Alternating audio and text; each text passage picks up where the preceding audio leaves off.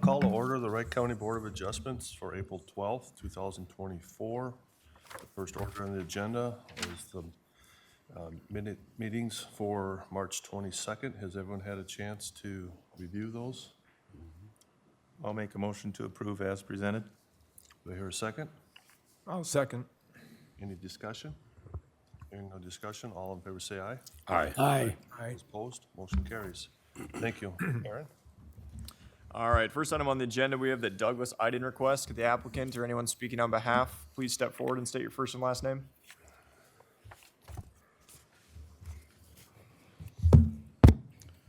Good morning. I am Doug Iden, property owner. Okay.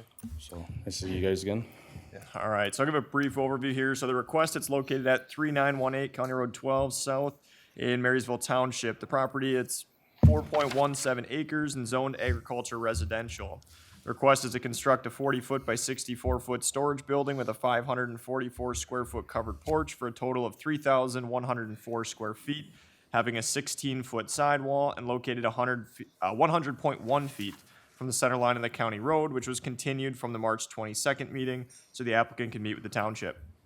Variance is required for the storage building as the total detached building area on the property would be 3,524 square feet, whereas 3,200 square feet is the maximum.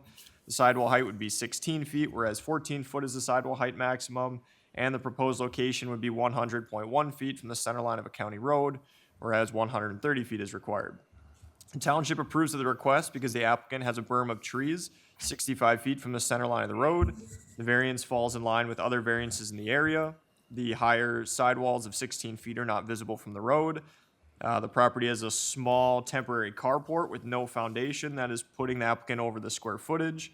The building blends in the area with other properties, and all houses on that side of the road all have a shed. I received no other written public comments submitted, and that'll wrap up my overview. Thank you, Aaron. Does the applicant have anything he wishes to add? No, I added a visual item for this meeting. The township found it very informative and kind of gave a realistic view of the property. So that was the only thing I have to add. Okay, thank you. Yep.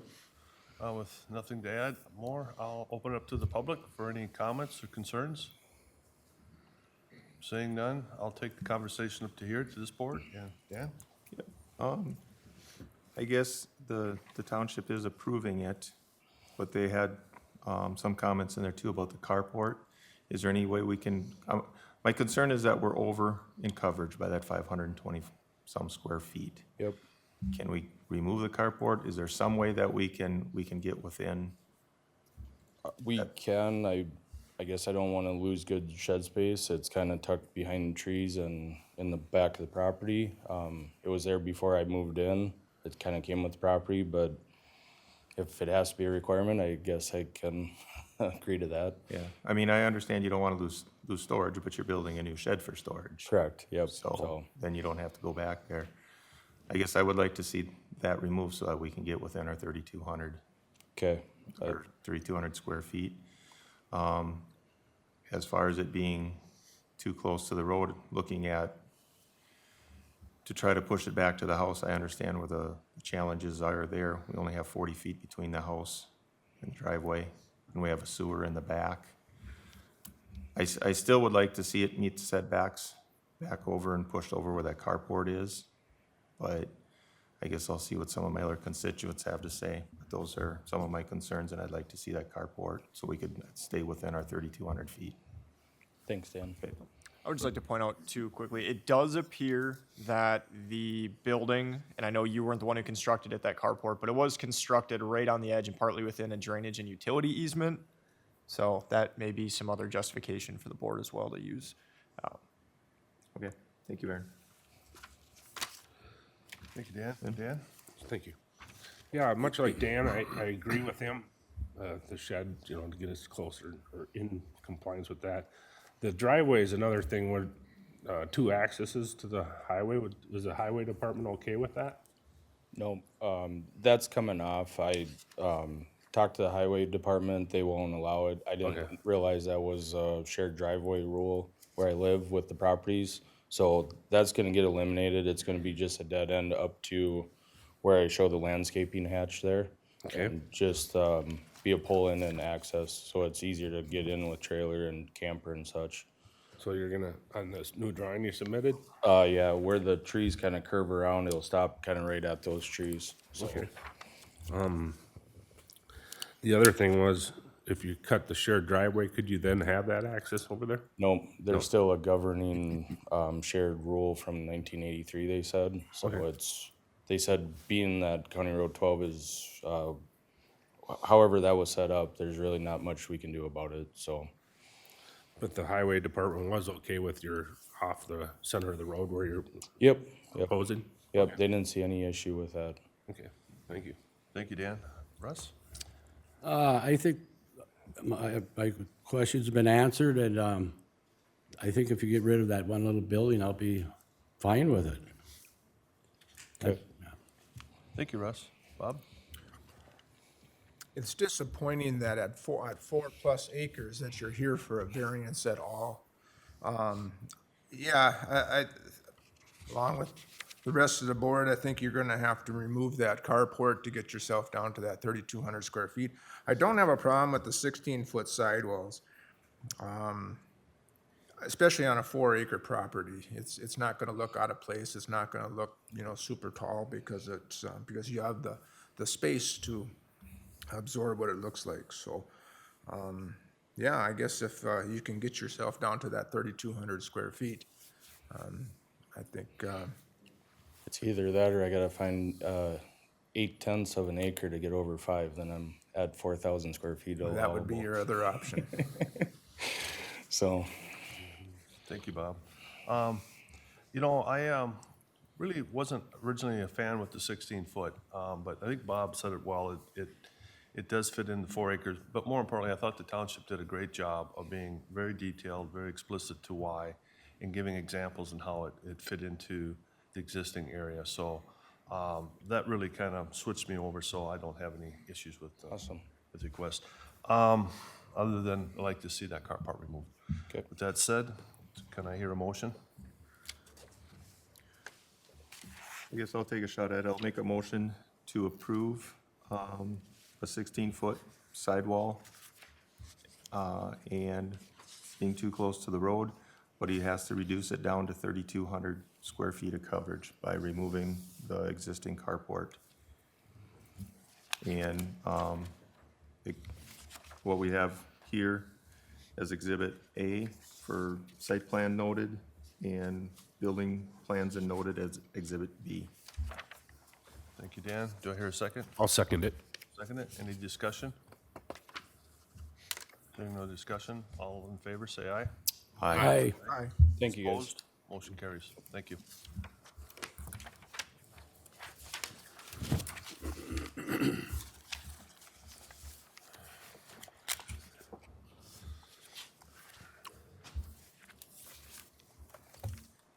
Ready?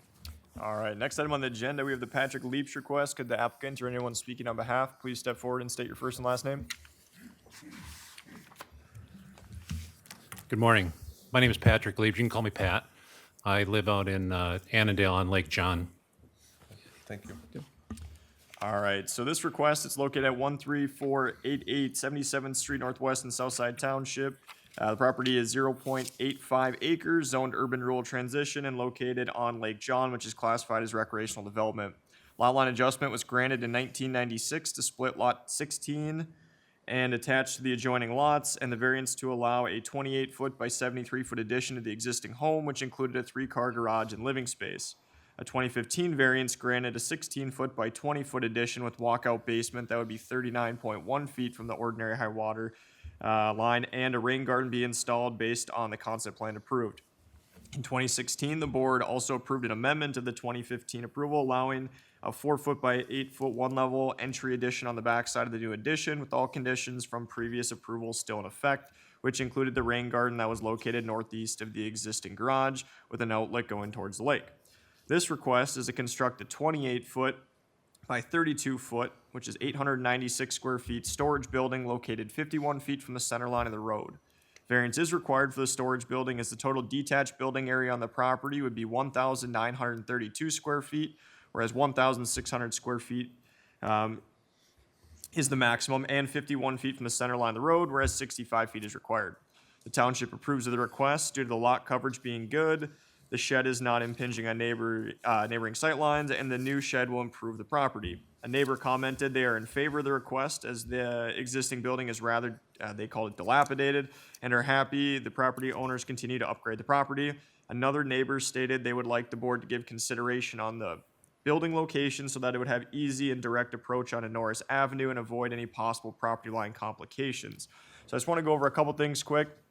The initial survey that came in, which you guys would have got as part of your preliminary plan, was updated in 2021, which is noted down in the bottom left-hand corner, down here.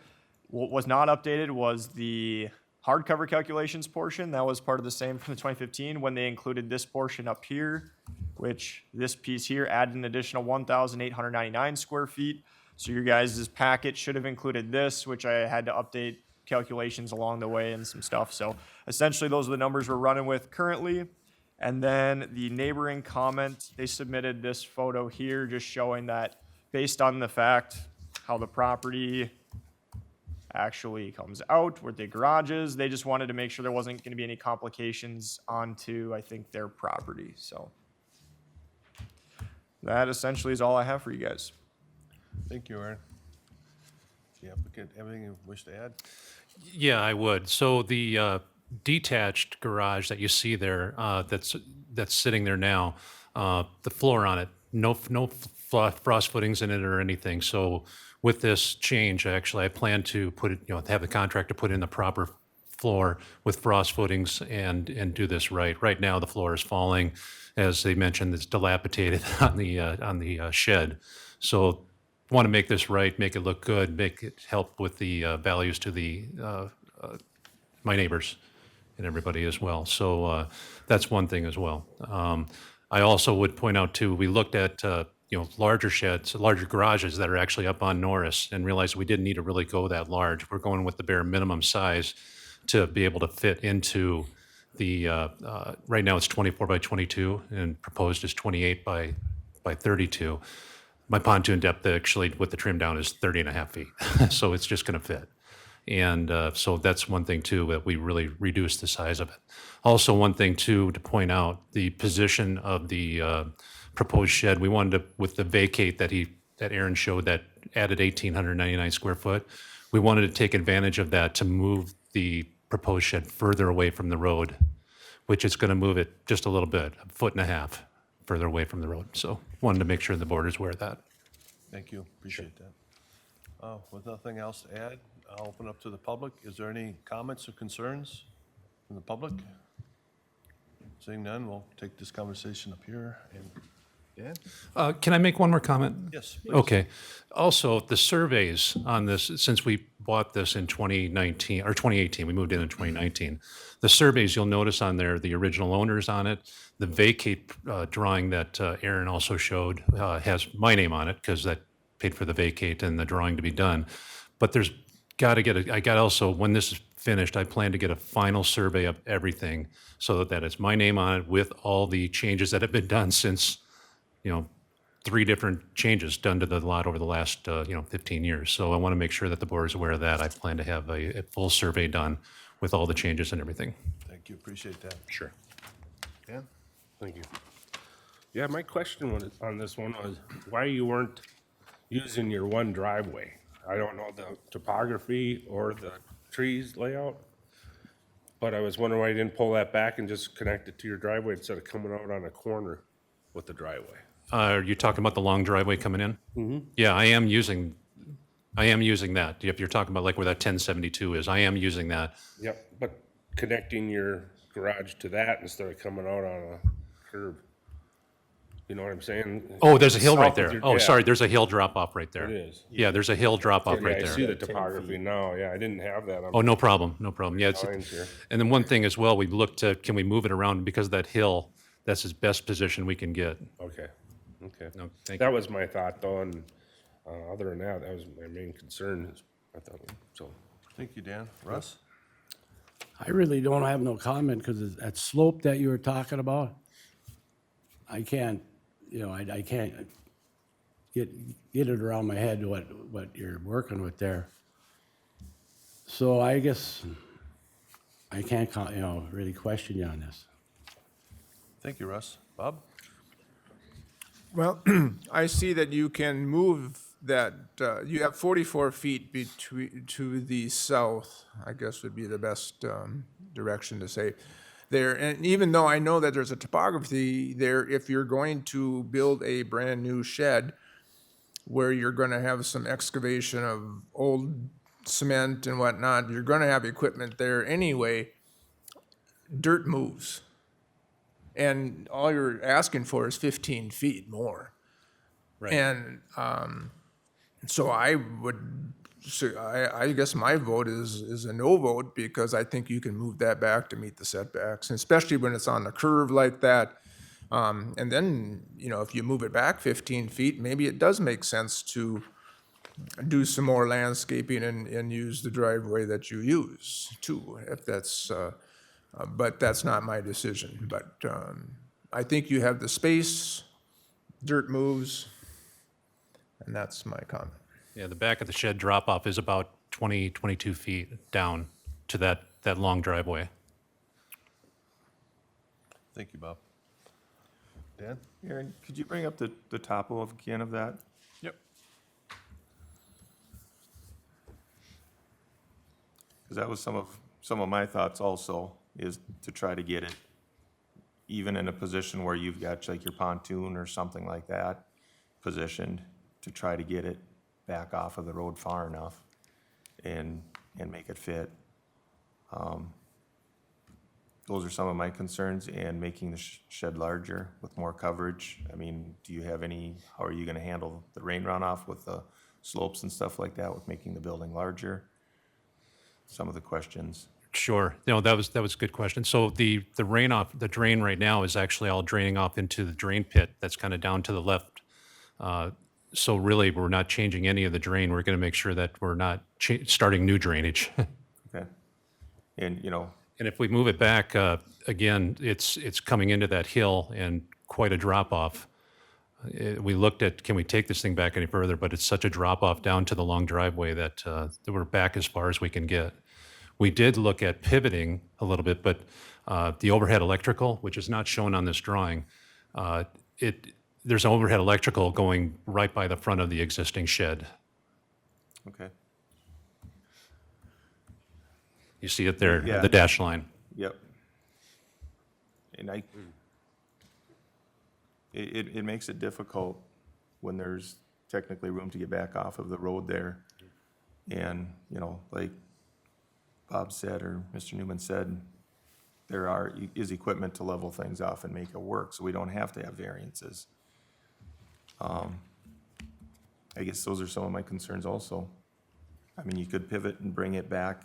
There's a power line there in the area, but they can be moved also, if need be, coming into the property. I don't know, I guess. So this is somewhat of a two-part variance, but let's say that this didn't require anything with the overage on buildings. We do have something in our ordinance, and I think I noted it in number 4 of the staff report. Within 300 feet, we're allowed to take a setback average of the closest structure essentially to the center line of the road is traveled. In this case, it's approximately 56 feet. So if they were not asking to exceed that, 1,600 square feet, they would be subject to only a 56-foot center line of the road building setback. Now, in this case, they're obviously asking for less than that still, and they're asking for a variance for the size. But just thought I would kind of reiterate that as well if it maybe slipped past on the staff report, so. Thank you. Aaron, Dan? My comments are, I agree with the township's response. I really don't have any concerns. However, I think Dan and Bob do raise up a good point, but I think in response to that, that would be a rather tall wall, and quite a big wall. And I think as it's being proposed, I can go along with it. So with that said, can I entertain a motion from? Mr. Chair, before that, I guess, can I have clarification on what are we over on lot coverage, Aaron, as far as building size? Yeah, so we are allowed, numbers here quick. But we're proposing what, 1,932, where 1,600 square feet is required, so 332 square feet.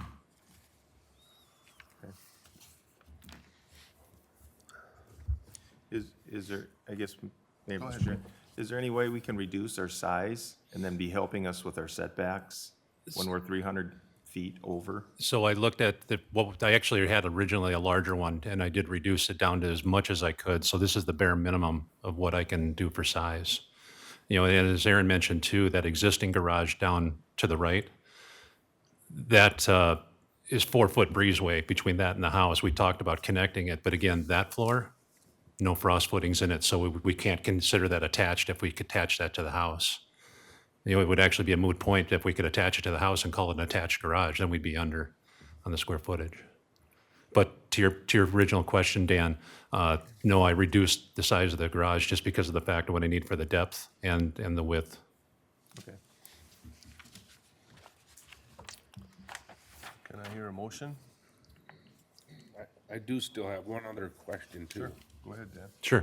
That shed could be brought over by your driveway, and we wouldn't need that variance other than size then, just by sinking it in and having cement walls and have that tucked into the hill. And, because I don't like the entrance to a curve on Norris Ave myself, I think that the variance isn't needed then for that. And then the shed tipped down to the existing driveway. I think there's some more planning you could do on that. I mean, from the existing driveway down in the bottom and go up 20 feet? You wouldn't have to go up 20 feet. It's actually 16 on that topography map. Oh, and excavate into the hill. Just take it into the hill and go into there, and you wouldn't need that setback off of Norris. And you'd only be using one entrance, like most people do have one entrance into their yard. Yeah, I was, we actually talked about that originally, when we were worried about some of the drainage that we could be affecting by doing a lot of that change into that hill. Because that hill is set pretty, is just right for the drainage to come away from my neighbor's house, and for that matter, our house, but our neighbor's house, down to the drain field. But that's where I'm thinking. Yeah, I'd yeah. really hate to. No, say, good "Hey, point, that was I think originally discussed, yeah. I think there should be more planning on your side. Go ahead. All right, thank you. You know, it's hard to tell who's gonna vote what, but it looks like it might be close now. It might give you an opportunity to take what you've heard here and maybe redesign it, maybe have a question or two from some of those, what they're looking for a little more specifically, might help you, or we can vote on it now.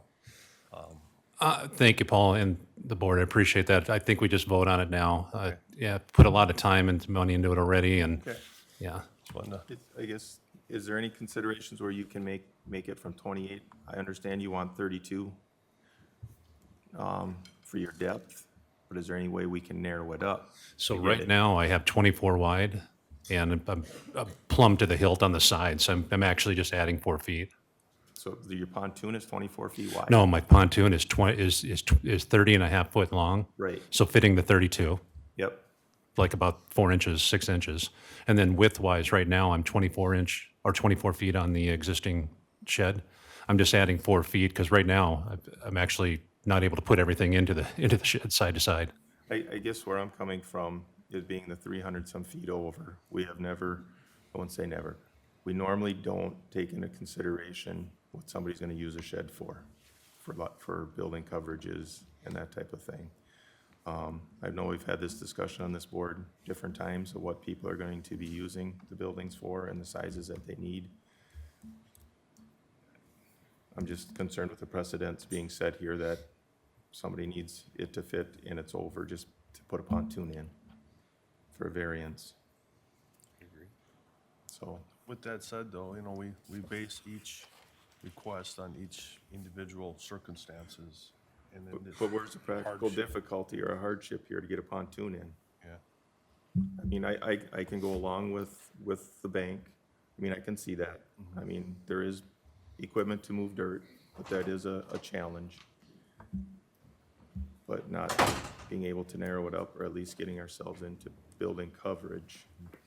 But I think if we remove 4 feet, we're still over on the width. I'm not saying how much, I'm just saying trying to get it down so that we're I see. within our building coverage. And close to what was there. I mean, you can drop about 128 square feet if you reduced it by 4 feet in width. Yeah, it's still over. Still over, but it's a reduction in 128, so still closer towards obviously conformity something as well. Get us a little reduction, I think that might help. Yeah, I could reduce down to 26, couple of feet.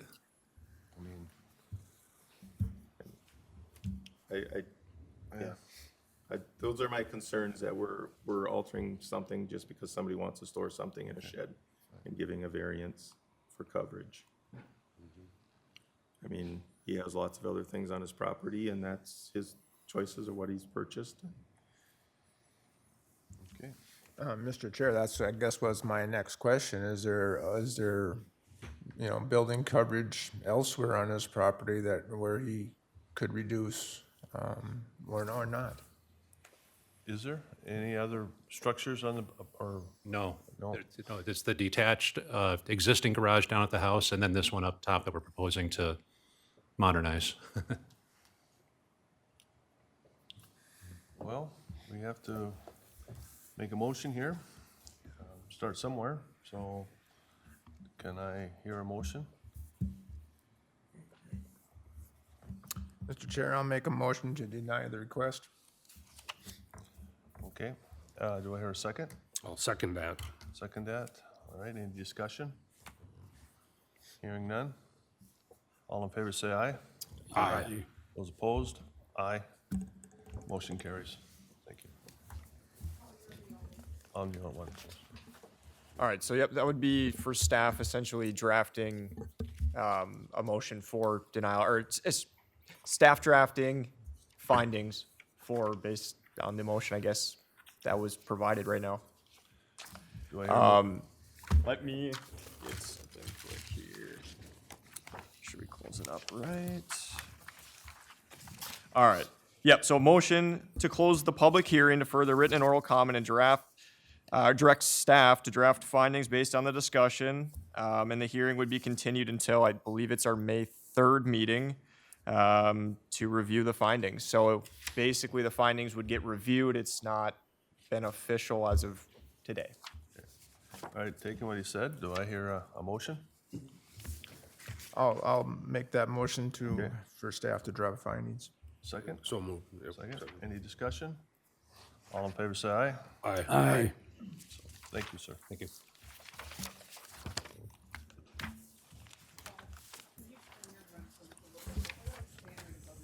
Oh, okay.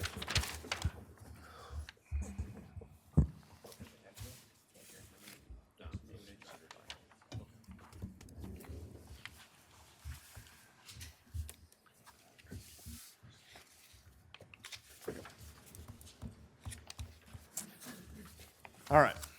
Next item on the agenda, we've got the Tom Lundin request. Could the applicant please step forward and state your first and last name? Tom Lundin. All right, so I'll give a brief overview here. May I approach with flyers, handout? Oh, well, wait, hang on a second. We'll get introduced, then we'll go from there. You get a chance. Thank you, though. All right, so this request is located at 14187 68th Street Northwest in Southside Township. The property is 0.13 acres, zoned urban rural transition, and located on East Sylvia, which is classified as general development. The existing impervious coverage is 14.9%, with the proposed building coverage 14.9%. Let's see here, and proposed impervious coverage at 21.8%, which includes the removal of the outhouse and shed that are indicated on the site plan in red. The request is to construct a two-story, 768 square foot home with a detached deck that is 5.4 feet from the north side yard, 10 feet from the south side yard, 46.2 feet from the shoreline building setback, and it would be serviced by the existing holding tank. Variance is required for the new home and attached deck, as it would be the 5.4 feet from the north side yard, 10 feet from the south side yard, whereas 15 feet is required. It would be 46.2 feet from the ordinary high water line of a general development lake, whereas 75 feet is required. And the footprint of the home would be 768 square feet, whereas the minimum is 800 square feet on one level. The township did not approve of the request. The township noted in their recommendation that 5.4 feet is too close, and they would like to see the home narrower and longer to get at least 10 feet from the side yard. A neighbor commented that they are not in favor of the request and would like the rules enforced with the property held to all setback restrictions on the old building footprint. Another had commented saying that due to the constraints of the small lot, they feel the request is a reasonable solution. And that will wrap up my overview. Thank you, Aaron. Does the applicant have anything you wish to add? I've got some, Sure. And if you could make sure Aaron has a copy as well for the record. Thank you. Yeah. Thank you. Thank you.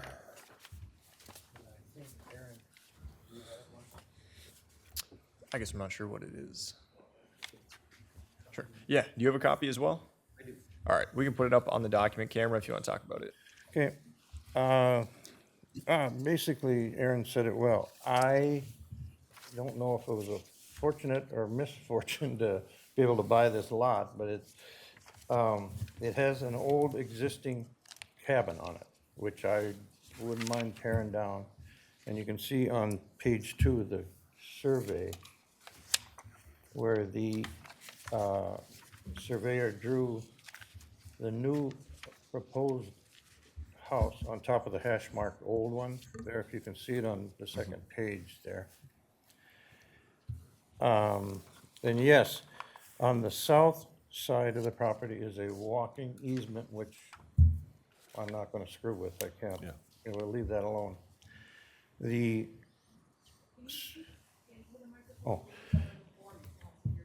the surveyor, as well as the architect, said, and I'm not sure if the county has the rule of a 24-foot minimum width on a home.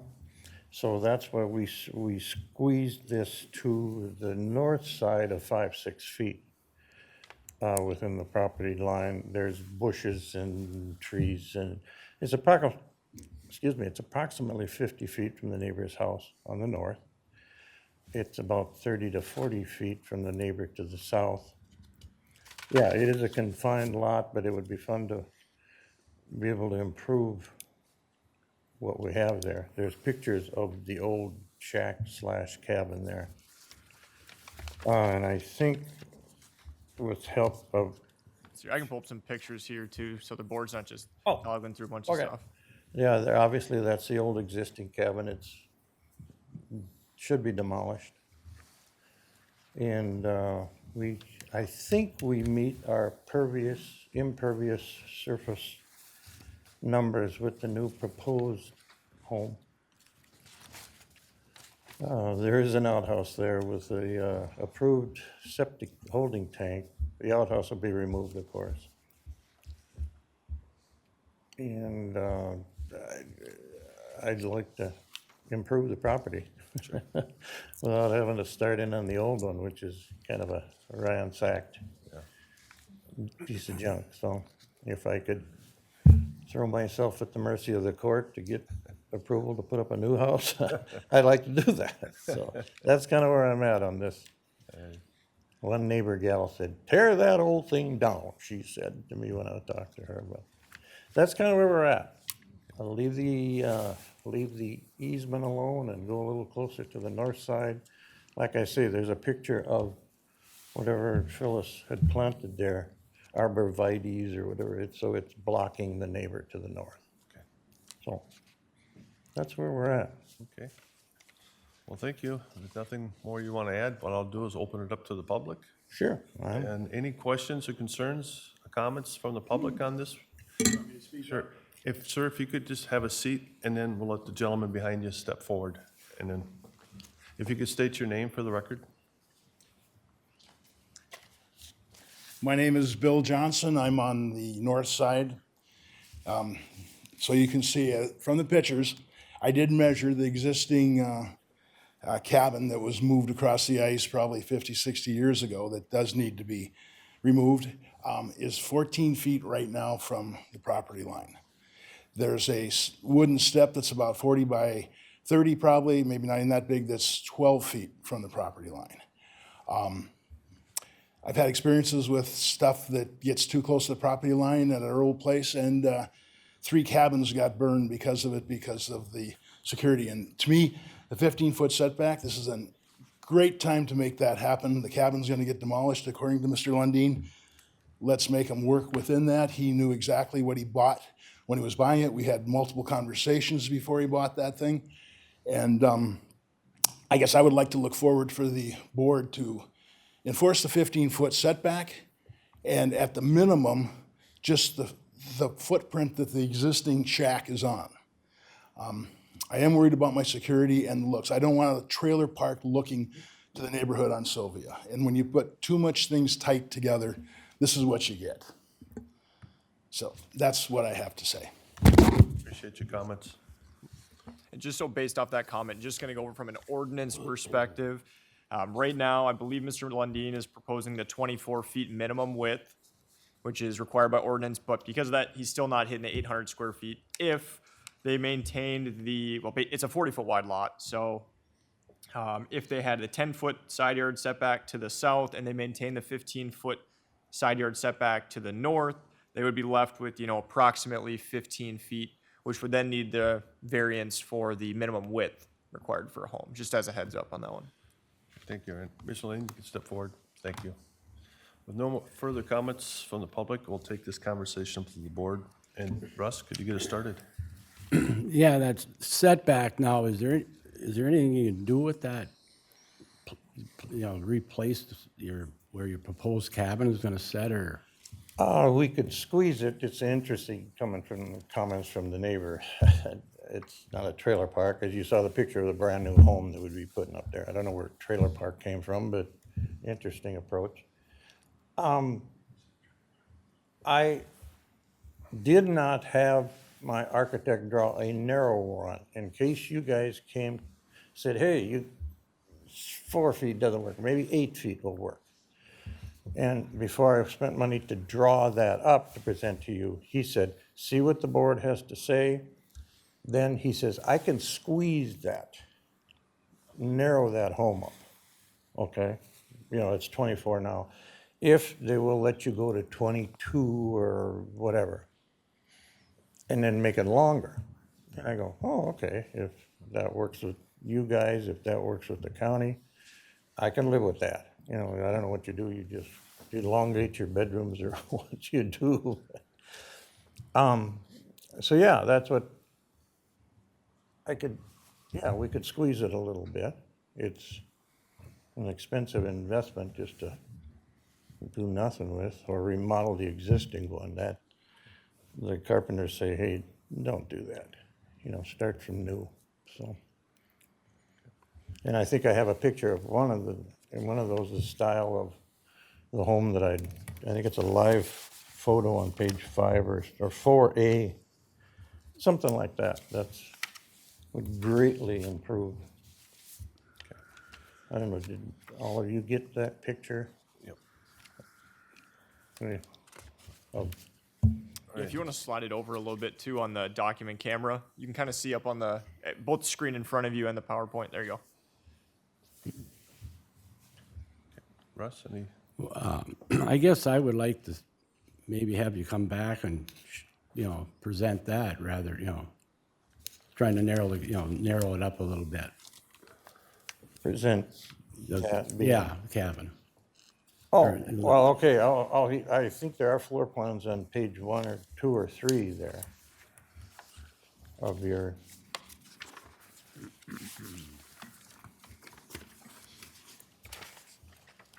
I guess on page, is it 4?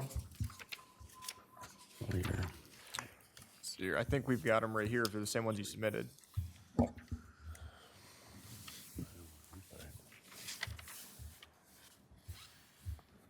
Yeah, he said before you spend money, just tell them that you just squeeze that a little bit, a couple of feet. Well, I guess I'll pass it on to the next board member. You answered what I want to know. Okay, thank you, Russ. Bob? What's the length of your lot? 150. So why are you, when we look at new construction, we see a lot of variances where there are additions onto houses that are already there. We certainly don't want you to pick up your house and move it. But when on new construction, what prevents you from getting closer to the 75 feet from the lake? Nothing.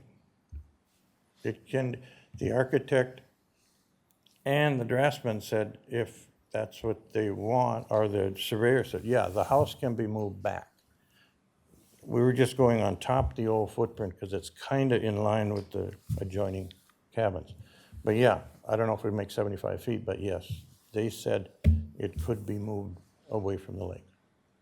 This, because there is room between the house and the holding tank. Okay.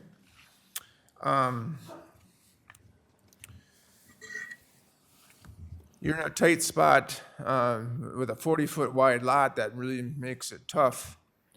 When you see these narrow lots, the first thing I think of is it's a camper lot rather than a house lot.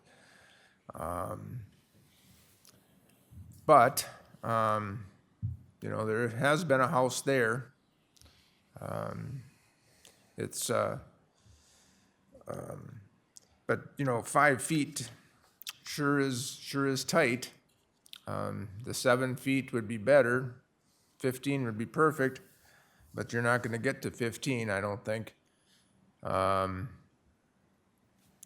let's see, look at my notes. I guess I was surprised that you just didn't go more than the 32 to get to your over 800 square feet. I can do it, it's a numbers game Okay. and a dollar amount game, yeah. But if it can, that's not the end of the world. And what's the elevation where the house is? Okay, it's about 56. So you're more than the 4 feet above ordinary high water mark. The proposal would be to be the lowest floor at or above the 1055.35, which is 4 feet above the highest known. So highest known typically is higher than the ordinary high water line, but appears to be doable on this property.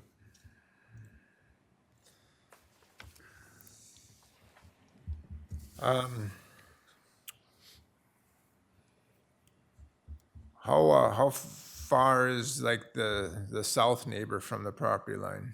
Do you know? I guess we could measure it from the, maybe 10, 14 feet. Okay.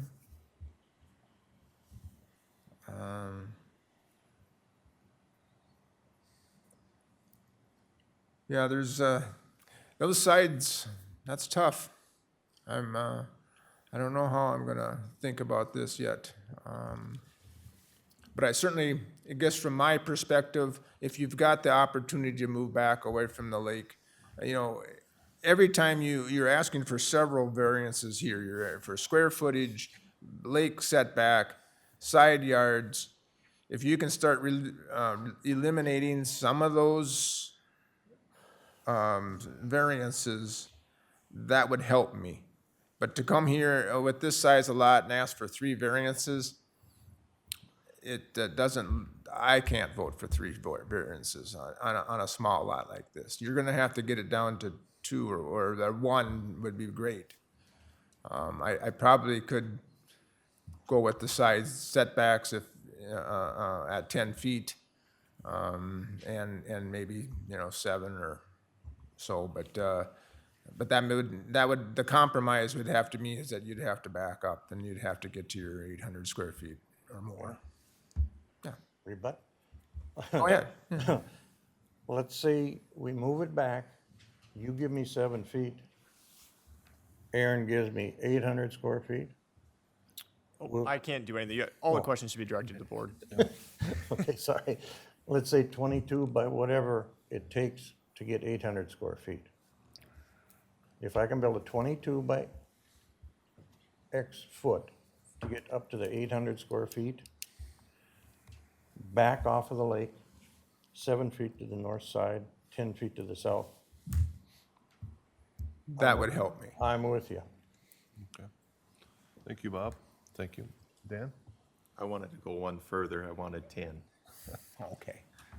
I guess I would like to see 10 feet on both sides. I've always been the one, 5 feet isn't enough, because you can't get around it, you can barely mow in between it. It's just extremely difficult.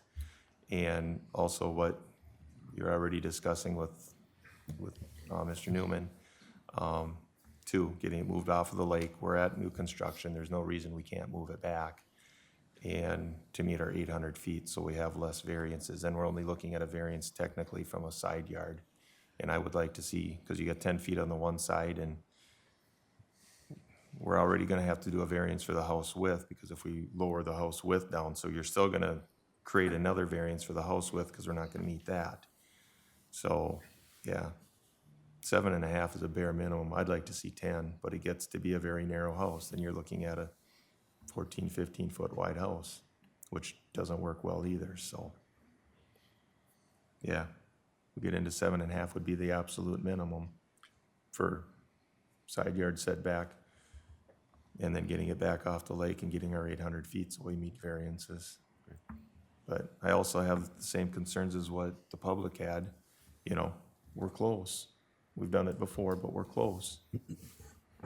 So I think we gotta have good justification for doing that. And that, remember, the township disapproves. Thank you, Based Dan. on the board's discussion, a couple things that might be coming up, right? If it was at least 10 feet side yard, they're showing 10 feet on the south, that's right where that easement line is, 10 feet to the north, right, to be about a 20-foot wide house. So if you're doing that and they're wanting you to meet the 800 square feet, that would mean you'd have to lengthen the house up a little bit. And if you were to push it back to the 75-foot setback, as Mr. Lundin mentioned, the holding tanks right below the outhouse, that could potentially cause problems with that. I don't know. That may be something that the board would have to address as well.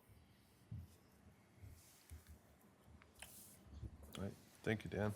Dan? Thank you. I even varied a little different. I'm thinking 9.4, because I see you have 5.4. A 20 by 40 house is what it's looking like, and I'm going by what the township said, they want 10, but 19.6, 20 is fine with me. But you should be able to get the 75 from the deck. Looks like a nice flat lot. I've seen a lot of different plans. Is it a little wider in the front than it is in the back? The lot? Yeah. I don't think so. It It kinda shows looks that way, 5.4 and but I don't- 5.6 in the front where you're It's proposing. minimal. Okay. But yeah, that would be mine is 75 off the ordinary high water and 9.4 on the lot side. 20 by 40 or something, 800. Excuse me, can you tell us how far the cabin to the south is off the water? I could try. I'd have to open up our ArcGIS program. Unfortunately, our beacon program today and part of yesterday is not responding as it should be. So I am going to be quite limited when it comes to that. If the board wants, it would take a few minutes to look into that. But Can I measure it off with a survey by the scale?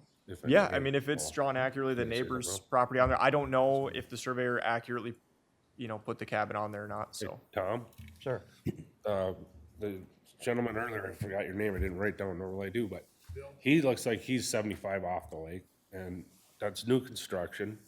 Your new construction, that's what we're trying to do, is keep everything sequenced, Maybe 75 on the house and the deck could be something different, but that'd be up to everybody else. Mr. Chair, I think we've talked about a lot of stuff here, and a lot of different things, and I think we need to see it on paper.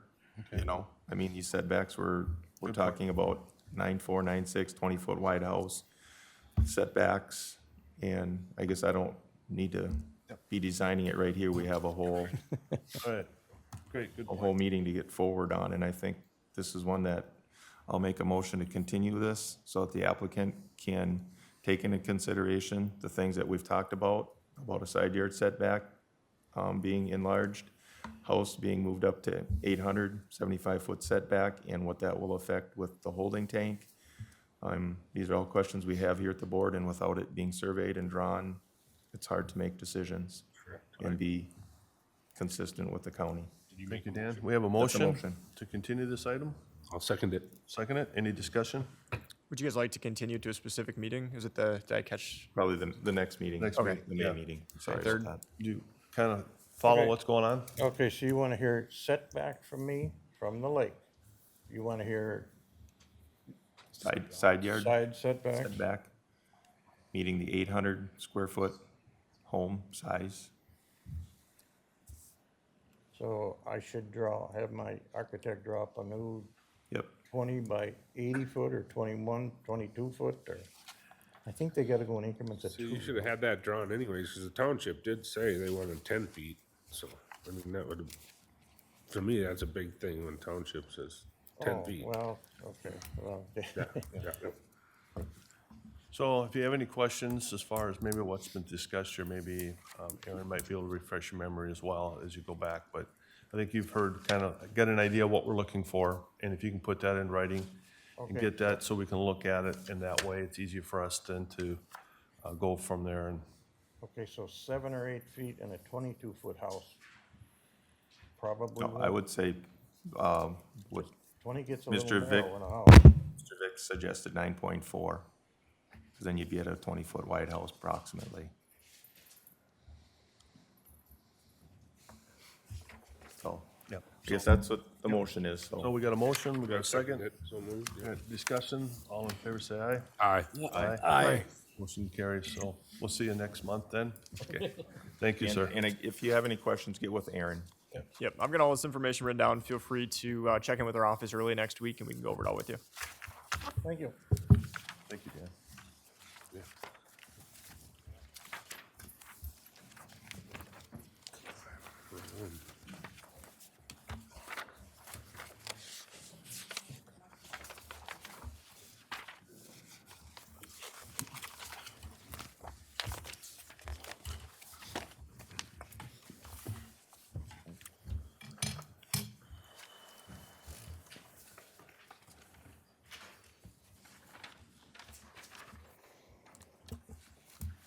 All right, next up, we have the Chris and Meg DeMercurio request. Could the applicant, anyone speaking on behalf, please state your first and last name?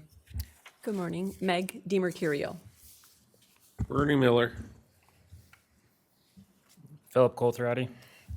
All right, I'll give a quick overview of this property here. So the request is located at 7583 Pilger Avenue Northwest in Southside Township. Property is 2.07 acres, zoned suburban residential, and located on West Lake Sylvia, which is classified as general development. The reference property was part of a rezone and subdivision in 1978, a lot line adjustment in 1991, stating both of the reference parcels are to be owned in common. Road setback variance granted in 1995 to allow up to 51 feet from the center line of the road, and a variance in 2021 that allowed a home 65.8 feet from the ordinary high water line, and a storage building 66.3 feet from the ordinary high water line, with the home 55.6 feet from the center line of the road, and the storage building 55 feet from the center line as well. This request is to construct a new home with a footprint of 4,063 square feet that has 488 square feet of attached deck and stairs, located 65.8 feet from the ordinary high water of the lake and 55.6 feet from the center line of the road. The request is to also construct a 36-foot by 54-foot storage building that is 66.3 feet from the ordinary high water of the lake and 55 feet from the center line of the road as traveled. A variance is required to construct the proposed new home 65.8 feet from the ordinary high water of the general development lake, because 75 feet is required, and 55.6 feet from the center line of a local road as 65 feet is required. A variance is also needed to construct the proposed storage building 66.3 feet from the ordinary high water of the lake as 75 feet is required, and 55 feet from the center line of the local road as 65 feet is required. The township approved the request due to a stormwater management plan. There was already a 2021 variance approval, and the lot coverages are being met. And I did not receive any additional public comment, so that'll wrap up my overview. Thank you, Aaron. Does the applicant have anything you wish to add to what's been said? Sure, we're here today to discuss some house changes we have made to our approved plans by the township and county nearly 3 years ago. Due to COVID and caring for family members, unstable building material prices, and job changes, we did not build within that time frame. Since then, and how our lives have changed, we've made some adjustments to the home plans that fit our family needs better. Thank you. I'll fill in a little bit. I don't know, I think most of you would remember doing a site visit out here and remember this. So when they reached back out, and I think last year even, they started working through a house plan, redesigning a house plan, switch builders, came up with a number of different things. And when we talked about it, the discussion was, I don't know for sure what they're gonna approve or if we have to come back or whatever. So we stuck to the parameters of what was approved before. So there's nothing any closer. The house is a little bigger, it's a little taller, but otherwise there's nothing changed. We've actually, a big part of before was I don't know if you remember, the original design had the garage on the north side and there was a big hole and there was like 6,300 yards of fill that had to be moved around and all that, and we changed all that.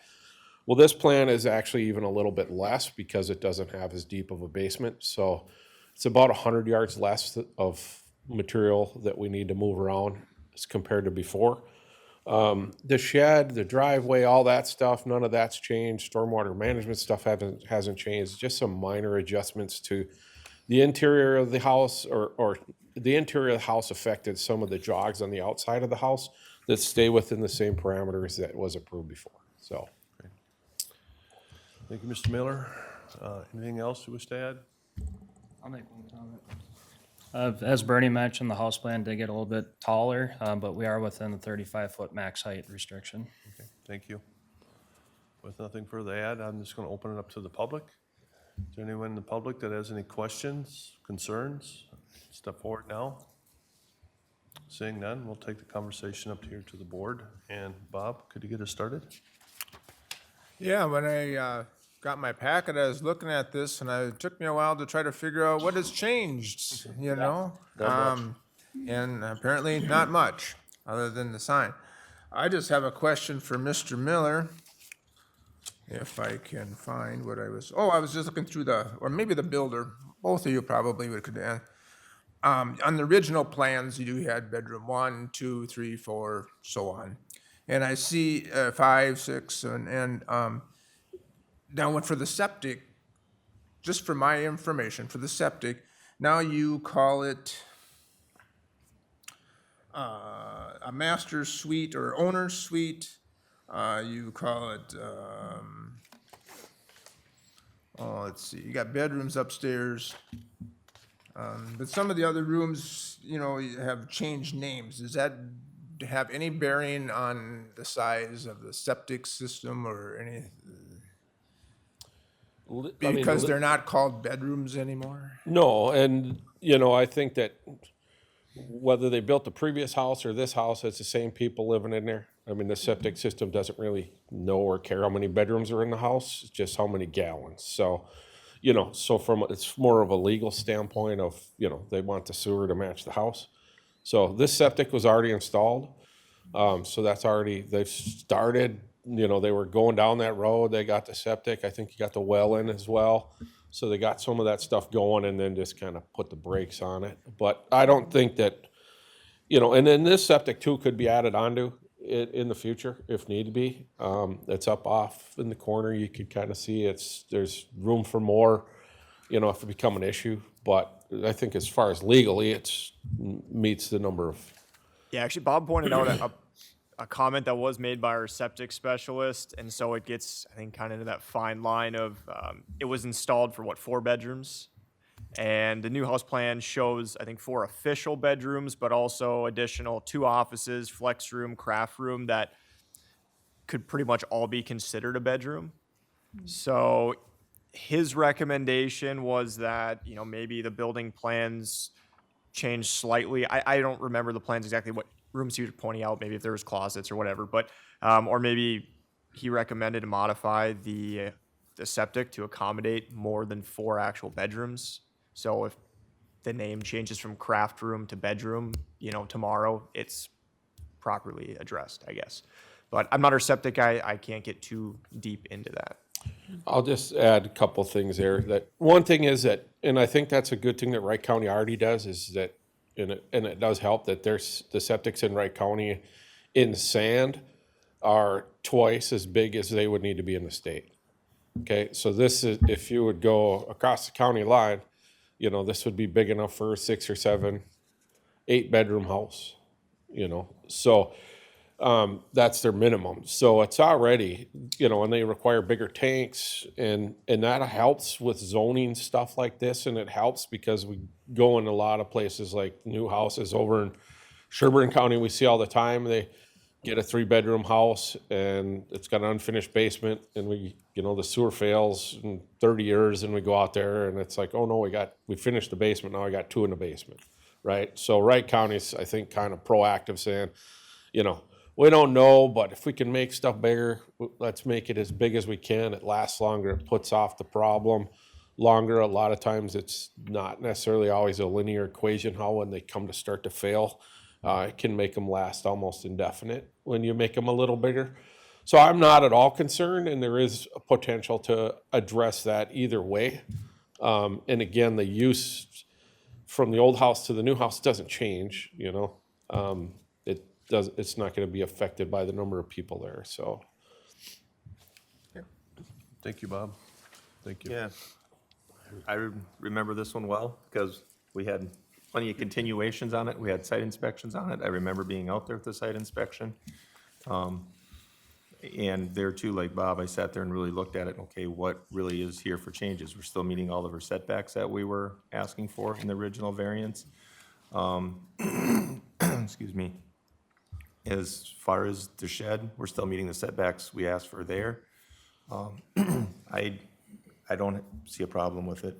I mean, we really worked this one over the first time through, and to get our setbacks and your designs of the house and, the size of the house and the road setbacks. So I'm okay with what they're presenting here this time. Thank you, Dan. Dan? Yeah, I got a little bit of a twist to it. I was okay with that other one, and I actually really thought it was really good design where you put it and everything. But now this one, the height that was part of the reason I didn't mind pushing it to 65 feet, because you're talking a Rambler type home with a walkout. Being a 2-story home, 65 feet from the lake starts to tell me, ooh, everybody's gonna be in shock and awe when they see this big thing come up. This is gonna be tall. 35 feet, yeah, but we're talking, we pushed it an extra 10 feet off the lake. I understand that, but I think we're gonna get some feedback on this one and once it was built. So I think it's something we should think about on the height. The old plan was, if you look at exhibit 9 of 9, look at the back house there, doesn't boom up. And then if you look at the new one, it's gonna be 10 feet extra high. So If you compare the current plan to the previous plan, the main ridge line on the house on the current plan that we're proposing here today is actually 14 inches lower than the main ridge from the previous design. Well, I can share the plans with you. I have both with me here today. from the back of the house. I'm talking from the street, from the front elevation. Well, I'm talking from the lake, that's the main part that bothers me. If it wasn't on a lake, I wouldn't be up to the heights, but in the back of the house, you are an extra whole story from the original plan. And I think that's just gonna be shock and awe, and it's gonna set us So up. we don't have neighbors on each side of us. It's a And I'm long, talking from when you're steep on the lot. lake. So if you're looking at the lake, we're not impeding anybody's view or even close to them on this lot. I get feedback from people saying, we don't wanna have that presence on, when we're on the lake, we want it to look like the lake yet, not big houses all over. So that's my point. But we're I don't within know about the the rest of the height group. restrictions. Dan, if my memory serves me correct, and you could correct me, but they're in kind of like a little inlet, because that was one of my concerns, and they're almost sealed off from the lake, because you're right, that would be a major concern to have that height. But I think the location in this time kind of hides it from the lake in this little inlet. That could be. And there's a plethora of cattails in front. Yeah, but anyway, Keeps so, everyone pretty Well, far and away.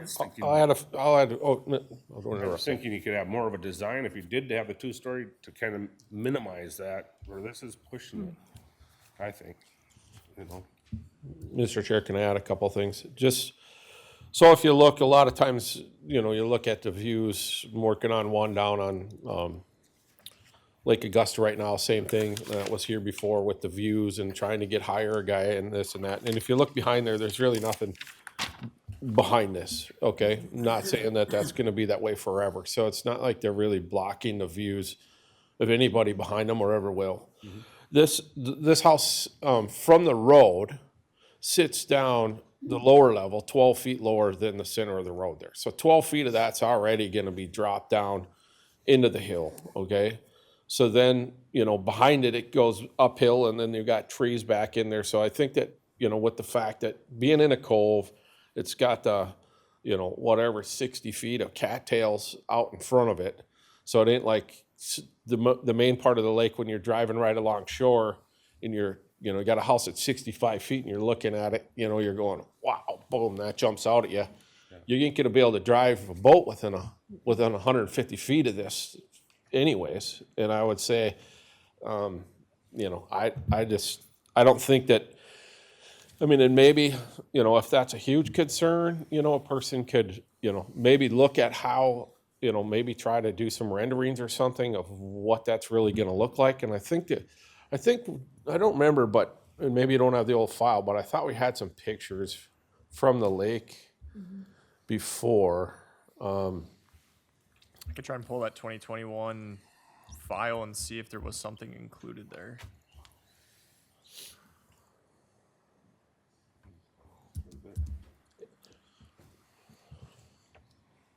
If you're done, I'll move Yeah, this. I'm done, Okay. yeah. If you just hold it, Russ, any comments while he looks that up? No, I really don't. This has been through a couple times, and I think they corrected. It looks good to me. I have no concerns. All right, thank you, Russ. Have you found the views yet, Aaron? I'm digging through right now. There's a lot of stuff. I'll just add my thoughts on it. I really don't have any issues with it. I feel the same. That's always a big concern, is the height in a lot of cases. But again, being out to your site, if I recall right, I don't think it applies in this case. The way the building's tilted, the way that little pier comes out, I think that it doesn't have that presence that we were always afraid that might happen. So those are my thoughts, but I think, If you guys want to spend the time, I can try and dig further. I don't see anything under the 2021 variance file. I guess I wasn't a part of that meeting, so I'm not entirely sure if they would have been stored maybe under a PowerPoint. I'd have to dig into OnBase. It would. okay, with that said, I guess, Mr. Chair, yes. I guess what they're asking for is within the variance. They're not asking for a variance of it. I respect Dan bringing it up, very much so. It's a strong point. But we're not asking for a variance, we have to look at the variances that are in front of us. And we definitely can discuss what Dan is just bringing up. It's a strong point, but that they're not asking for that variance. If I may. Yeah. Aaron, what is the deal with 2 stories on the lake? I thought we had a thing where we didn't really 2.5 stories. 2.5 stories. 2.5 stories or 35 We feet got max 3 height, in so. this one, typically on the back and the lookout. Walkout, we would consider more of a half story. So So is it something the county wants to, the lake area and everything's okay with the 2 here's what I'll say. If they were able to propose a building that was 2.5 stories and 35 feet max height, meeting all setbacks, they probably wouldn't be here. In this case, anytime there's a variance request, even if it's for a side yard setback, yeah, it might not be a variance additional being requested, but you guys could say, well, based on your distance to X, we don't think that it should be this tall or whatever. It's really up to you guys to make that decision. So from my perspective, though, no, they wouldn't need a variance based on height, like Mr. Mole said. I'm just wondering if, at the time we agreed on that variance, to all these setbacks being minimized, we knew it was a 1-story building, now all of a sudden it's a 2-story building, whether that changed any of the board members' opinion at the time when we set them variances up. To me, it would have, but I don't know about you guys. I'm not gonna tell you guys, don't go a 2-story or nothing. If you wanna, that's fine. So, thank you, I just Dan. thought it'd be brought up. Appreciate it. And Russ, I guess we've all had a chance to speak. With that said, do I hear a motion? I'll make a motion to grant the request to construct a new home with a footprint of 4,063 square feet that has 488 square feet of attached deck, stairs located 65.8 feet from the ordinary high water mark of the lake, 55.6 feet from the center line of the road. The request also to construct a 36 by 54, 1,944 square foot storage building that is 63 feet from the ordinary high water mark of the lake and 55 feet from the center of the road as traveled. A stormwater management plan was part of the other variances. Those other variance restrictions apply. We'll note the site plan as Exhibit A and building plans noted as Exhibit B. Thank you, Bob. Do I hear a second? I'll second that motion. Hear a second? Okay, so now it's been seconded. I know, Bob, you did say that the storage building, you'd be okay with that 63 feet from the ordinary high water of the lake. Just wondering if you were referring to proposed at 66.3 or if you were Yeah, saying. I misspoke. Yeah, Okay, it's 66.3. All right, we have a motion, we have a second. Any discussion? Hearing none, all in favor say aye. Aye. Those opposed? Aye. Motion carries. Oh, sorry. So noted. Thank you.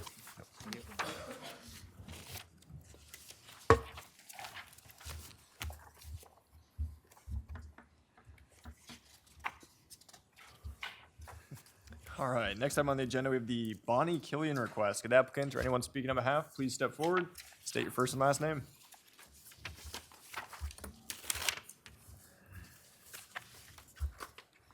Good morning, I'm Bonnie Killian, property owner. I'm Paul Killian, her son, helping her out a little bit, trying to get a garage built. There's an old garage on the property that we'd like to tear down and rebuild. If you could just hang on one second.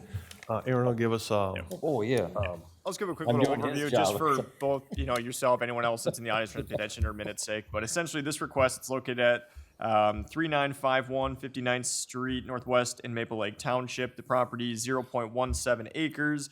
It's zoned urban rural transition and located on Maple Lake, which is classified as general development. Your existing building coverage is 18.6% and existing impervious surface is 28.4%.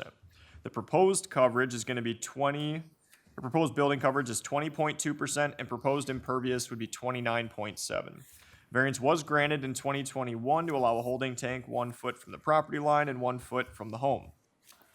The request we have in front of us is for an 18 by 20 foot storage building. That would be 1 foot from the east side yard and 17.5 feet from the center line of the road as traveled, which is approximately 2.5 feet off of the right of way. Variance is required to construct that 18 foot by 20 foot storage building because the proposed location is 1 foot from the east side yard, whereas 10 feet is required. 17.5 feet from the center line of the road is traveled, where 65 feet is required. The building coverage would also be 20.2%, whereas 15% is the maximum, and impervious surface coverage would be 29.7%, whereas 25% is the maximum.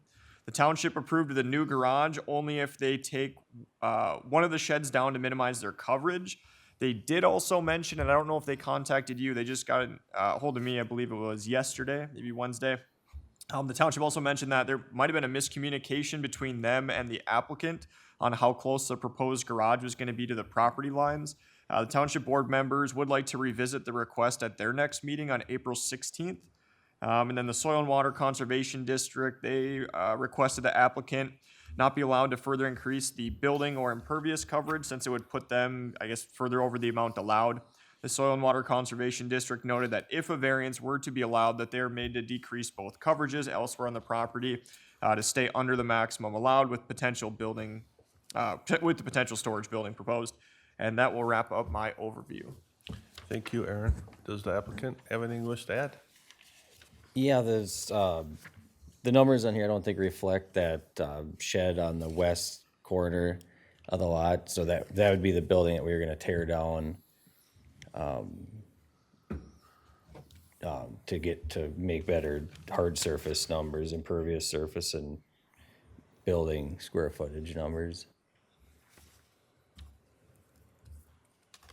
I guess I ran a few numbers just for kind of an overview for the board's sake or just for the applicant as well, being that the township noted stuff about possible removal of a building. Sounds like Soil and Water Conservation District also made a comment on that. So your total area above the ordinary high water line is 7,511 square feet, which is noted on the survey. So building coverage allowed is 15%, which is a total of 1,127. I mean, you're already over that currently. Your existing building coverage is 18.6. Your allowed impervious surface, which is the 25%, is 1,878. Currently, you're at 28.4%, right? So you're already over the existing. So if you were to try and bring it back down to 15% building coverage, obviously not removing the house, you would take off 931 square feet, which would give you only 196 square feet left. So that's just on top of the house to even get down to 15%. So whether or not the board could even find that justified considering they're already over. But if you were to add the proposed garage, so just only buildings on the property being the house and your newly proposed 18 by 20, that would put you 164 square feet over the 15%, which I believe gets you closer to 17.2%, which is still a reduction in what you have currently. And then the 25% impervious, you keep the house, you keep the proposed storage building, that's 1,291 square feet total at 17.2%. So you'd have 587 square feet left that you would get to pick and choose where you want to keep your impervious, which would be like the decks, patios, walkway, driveway. So those are just some numbers I ran based off of the comment I had received. Thank you, Aaron. Any more to add, the applicant, before No, I think he's, okay. I'm not, yeah, if we gotta change something to make things work, you know, or whatever, we just kind of drew in what we thought. Okay. And we could get rid of this paver sidewalk too to get the impervious down. Kind of, yeah, we're happy to Okay. do what we gotta do, you know, type thing. What we'll do is first we'll open it up to the public, and then we'll talk about and probably have some questions for you. So Yeah. with that said, is there any comments or concerns from the public on this matter? Seeing none, we'll bring the conversation up to the board. And Dan, could you get started, please? Aaron talks really fast, so if you got that all, you're doing almost better than I am. But the township is also asking to bring it back to them to look at it. But to go over some of the things, we need to go in the right direction, not adding more. We need to be taking more away. Yeah. We need to get as close as possible to meeting our 15% and our 25% coverage. Yeah. You've got a lot going on in your property. You've got multiple sheds there. You've got lots of concrete, and you're asking to add. So for me, what you're presenting right now, I would not be in favor of, just because of what we have going on. Yeah. But if you can, come back with a plan, we got to hear everybody else, but with the township asking it to be brought back to them, normally we're courteous to the township and we will do that. Sure. But even going to the township, reduce as much back as you can. And then my other concern would be, is there any way you can move that garage? If you're going to be rebuilding it, can we get it off of the lot line and still be able to make your turn into it? I understand what you're trying to do and where it's probably positioned. Is there a way we can get it off that lot line a little further so it's not encroaching on your neighbors so much? Okay. Because right now at 1 foot, it's really hard to even put a ladder up on it without going on your property, neighbor's property. Yeah. And that's always been a real concern here, to be able to access your own building and work on it, take windows, do whatever you have to do with your own building, and not be on your neighbor's property. Yeah, that makes sense. So that's for now. Thank you, Dan. Dan? Yeah, I'm with Dan. I see a lot of stuff has to be removed to get to add on, you know? Yeah. And then this doesn't show, which way is the driveway proposed? Running up? I don't think we were gonna do a driveway with just all grass. Yeah. You know, it's kind of rare that we'd park in there. It's more just lake stuff and tubes and everything else in there. Usually when we park, we just drive right on the grass, you know. Yeah, I'm just thinking eventually somebody may, after they buy it, want to pour concrete, and then they're gonna even put us higher over impervious, so that was kind of a question. Yeah, we could draw in a gravel driveway too on the survey. Yeah, so there's that much more impervious that would have to be removed. And like Dan, I'd like to see at least 5 feet on that lot, you know? Sure. Maintain. Yeah. So when you come back, there probably will be, show us how that driveway's coming out eventually, or even the grass driveway. I'd like Oh, to yep. see that. Okay. And you got 3 sheds, a lot of concrete. Trying Yeah, there's ways to get rid of, to get We them would take, closer we'd to take a complying. shed down. yeah. Okay. Take a shed down and the deck off that, this got- back one, we'd take the shed out, the deck out, and then this sidewalk. You know, Yeah. we don't need all this sidewalk and all that and stuff in there. 3 either, so. sheds, right now? Yeah, there's plenty of room to take something off. Yeah, because you're gonna get a bigger garage, so Ye- that'd take care yeah. of all that. Yeah. Okay, I'll see what the rest of the guys say. Thank you, Dan. Russ? Yeah, I have the same concerns they do. That shed should be sent or moved over, and you're gonna have to get rid of something to. Yeah. So, Yeah. other than that, I think we need a continuance or something. Yeah. So, that's it. Great. Thank you, Russ. Bob? Same. All right, likewise the same. With that, normally we don't, I think the township wanted to see some things, so I think we'll Yeah. have to continue this item, give them Yeah. an opportunity to get more feedback. But if you could take what you've heard today, come back with Yeah, a new everybody. plan, Yeah. we could discuss that, so. Quick question before you guys motion for a continuation. Sounds like the township wanted to see you on their April 16th meeting. Did they contact you? No, I was just curious, what would they have found from Oh. a month? They said that they might have had a miscommunication regarding they weren't sure how close it was to a property line. I don't know. So anyways, they mentioned April 16th. If you're able to get on their April 16th, they could continue it as early as this next meeting, which is May 3rd. If you were unable to meet that or make it to their April 16th meeting, which is, next week, I believe. I can make it. Okay. If they get me on it. Sure. All All right. right. So, Okay. if I may ask one, so you think you can get to the May 3rd back to us with I'm the hoping, plan? yes. Or Yeah. should we put it off to the 31st of May? What do you think? I can do whatever. If I can get on, I'll call there, and if they let me on the 16th, we should be ready to go with your plans. Yeah, it your won't drama. take long to revise this on here, the proposed stuff. All right, so, I'll make a motion to continue this till the May 3rd meeting so the applicant can make some changes and meet with the township again. all right, do I hear a second? Second. Second, any discussion? All in favor, say aye. Aye. Thank you. Yeah, thanks. I think we'll take a 5-minute break. Sure, thank you. So, Aaron, we'll take a 5-minute break. Oh, yeah. We got 5 minutes. I was just curious.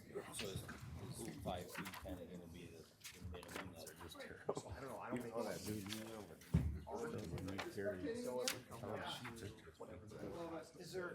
You doing that yet, are you? You need to, right? Yeah, you gotta pay the bills. Yeah.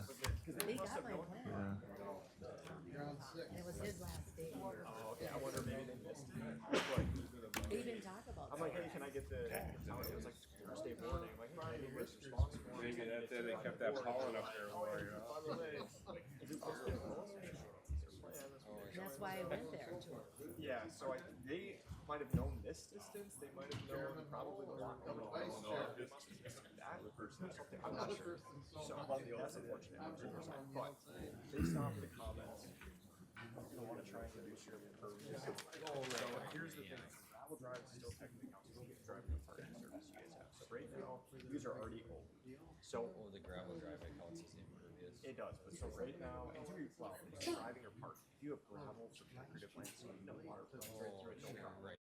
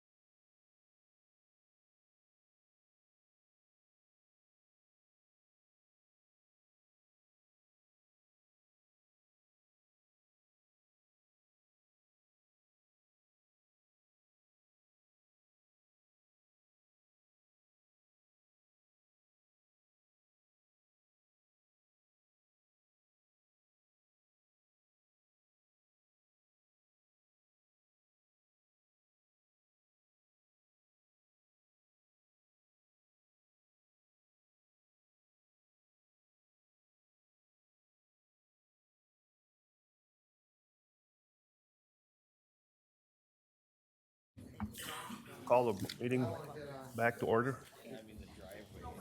Thank you. It's two already. Aaron, can you get us started? All right, yep. Next item on the agenda, we have the Arthur Thompson request. Could the applicant or anyone speaking on behalf please step forward and state your first and last name?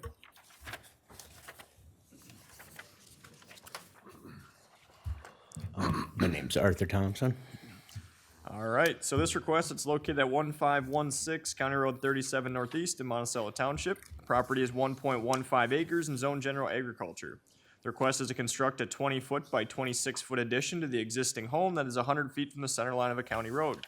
Variance is required to construct a 20-foot by 26-foot addition to the existing home 100 feet from the center line, as 130 feet is required. The township approved the request, and the Wright County Highway Department is good with the proposed setbacks for the proposed addition. That'll wrap up my overview. Thank you, Aaron. Does the applicant have anything you wish to add to that? No, I do not. Okay, thank you. I'll open it up to the public. Any comments, concerns, questions from the public? Seeing none, we'll take the conversation up here. And Dan, Vic, could you get us started? Oh, sure, thank you. Yeah, everything's looking okay. Is the septic and everything in the county? Yeah, the septic is, the septic is about 100 feet to the north of the home. Otherwise, the only variance is the highway department, and they're okay with it? Yeah, the house isn't straight with the road, so it's gonna bring the house between 2 and 4 feet closer, I suppose, but still within about around 100 feet, I think the drawing says.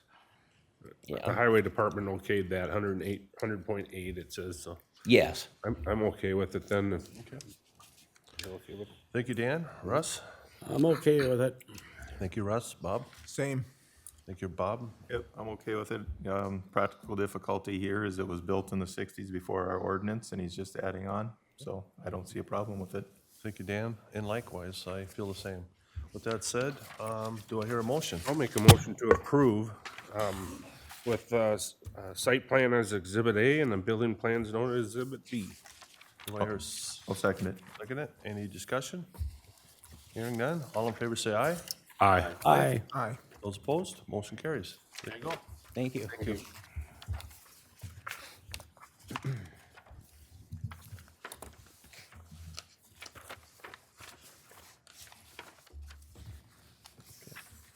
All right, next time on the agenda, we have the Jacob Raboli request. Could the applicant please step forward and state your first and last name? Good morning, I'm Jacob Robley. I am the homeowner. All right, so this specific property here, it's located at 2750 102nd Street Southeast in Franklin Township.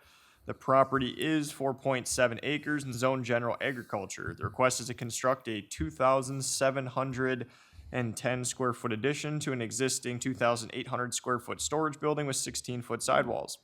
Variance is required to construct a 2,710 square foot addition to the existing 2,800 square foot storage building with 16-foot sidewalls, because the total detached building area for a property 2.5 to 4.99 acres is 3,200 square feet with 14-foot sidewalls.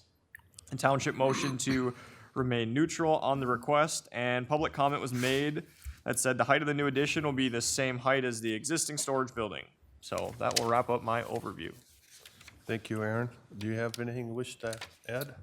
I guess I'll add, I know the limit is 3,200 and this is much over. I'm starting with what I would build if there was no limit, but open to hear what the board is willing to be flexible on. Right.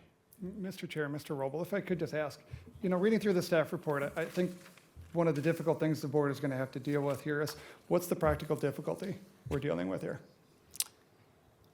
Yes, and my argument on this is based on where I'm located. I am under 5 acres, 10 acres, to over 10 acres. There's no limit on the agricultural building. I'm in a heavily agricultural area. Most of the people around me are 10 plus acres. There's us and 2 other homes in the whole area that are under the 10 acres. And my understanding was that this rule was in place more for residential areas with large lot sizes. Okay, but what you just said would apply to every 5 acre entitlement division in the entire county. What makes this particular request a practical difficulty given your property? I guess just based on the lot size and that it was created under 10 acres in the agricultural zoning.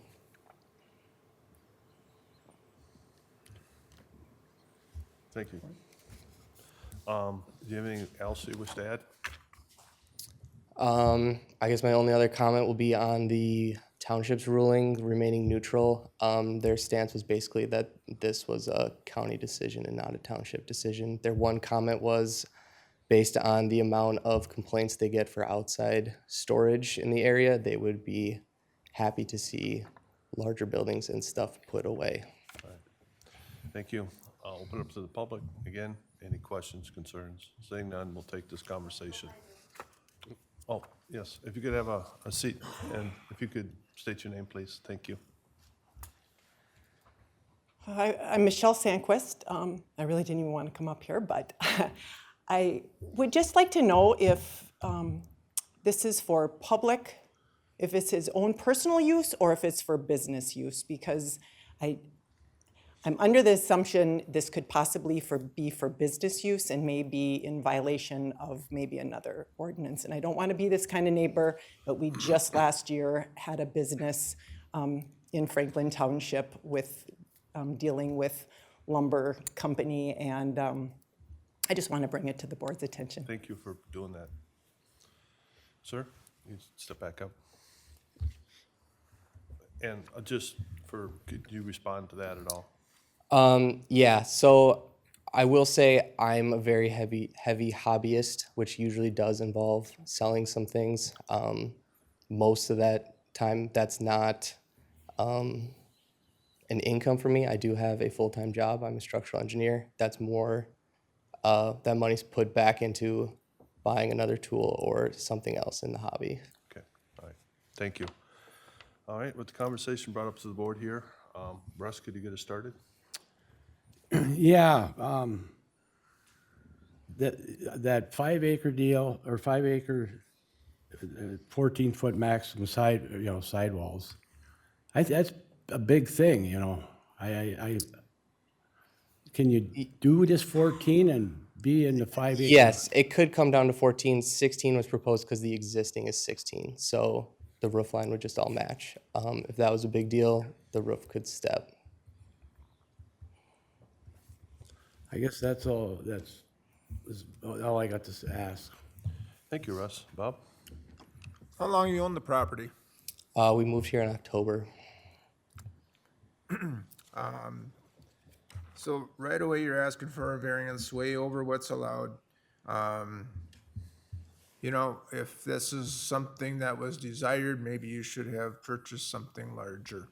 Understandable. I really don't see a practical difficulty. I don't, this right away, item one, if you were here at item one, we kept them at 3,200 square feet. So I think that's where we're going to be. There's plenty of other properties for sale. If you need a larger property, seek that avenue perhaps, but I cannot propose or grant what's proposed. Thank you, Bob. Dan? That would be, I guess, some of my consent to.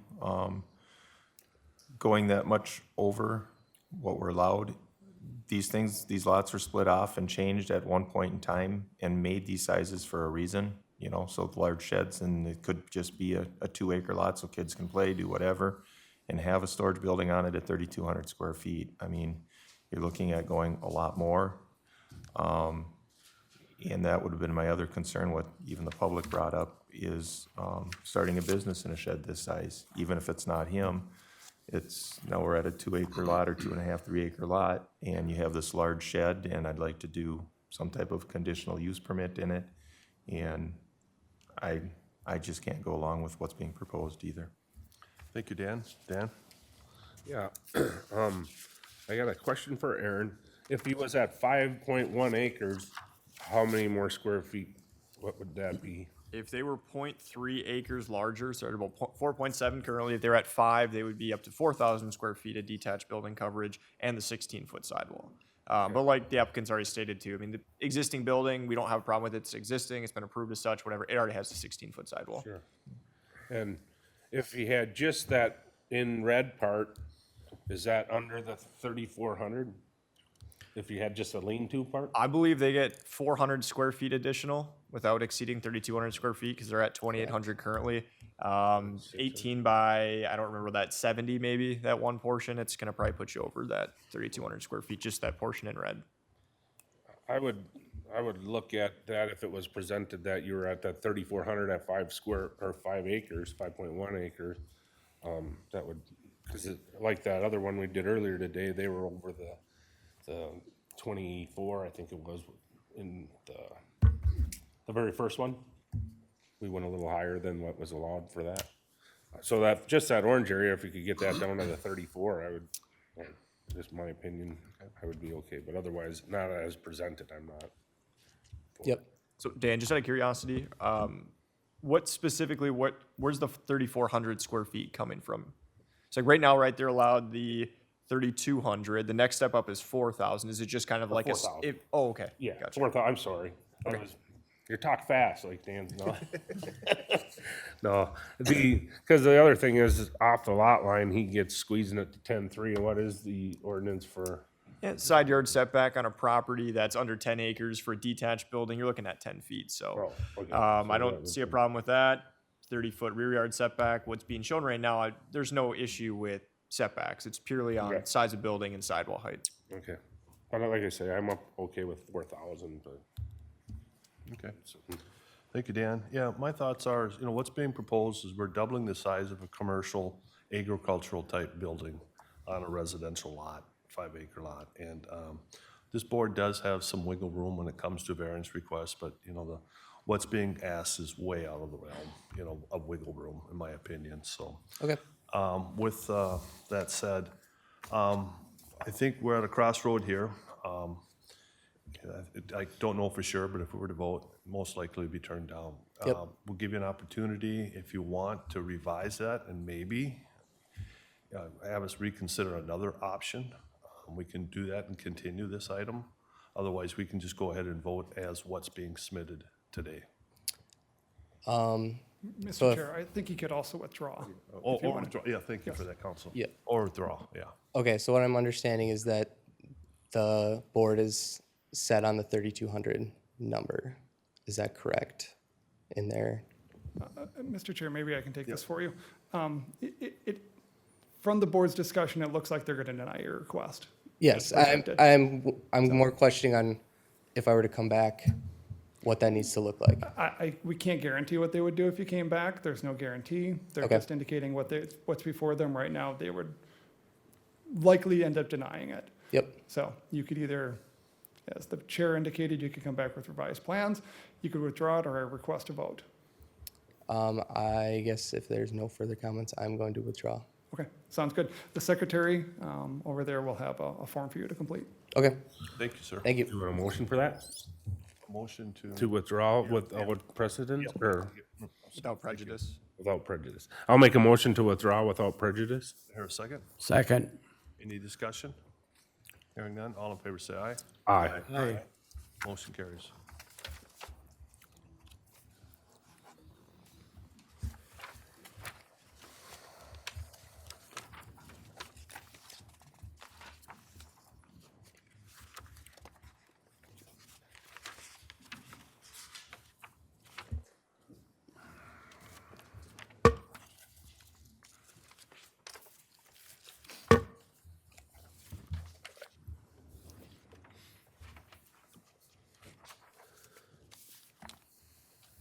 Okay. All right. If you could just state your name for the record? Good morning, Dennis Eppel. Thank you. Aaron? All right, so this request is located off State Highway 25 Southeast in Franklin Township. Parcel number 208-300-322-300 is approximately 60 acres, and parcel 208-300-314-100 is approximately 77 acres. Both properties are zoned general agriculture. The specific request is to add 22 acres from PID 208-300-322-300 to PID 208-300-314-100. No variances are being requested as part of this lot line adjustment request. There will be no movement, transfer, creation, or reduction of entitlements as part of this request. One entitlement would be left on the remainder of parcel 208-300-322-300, and the township, as well as a neighbor, did approve of the request. So that will wrap up my overview. Thank you, Aaron. Do you have anything to add to that? Not at this time. Okay, thank you. I'll open it up to the public. Is there anyone there that has a comment or a question, concern? Doesn't look like there is, so we'll take this up to the board. And Bob, could you get us started? Do you own all of 22300? Yes, I do. So what's the point, I guess, of, if since you own that and the 14100, what's the point of joining them together? Well, I would like to keep these 22 acres in agriculture and sell it to my cousin, who's across the highway there.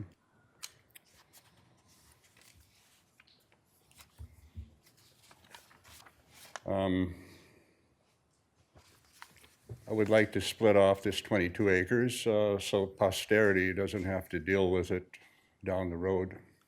Okay.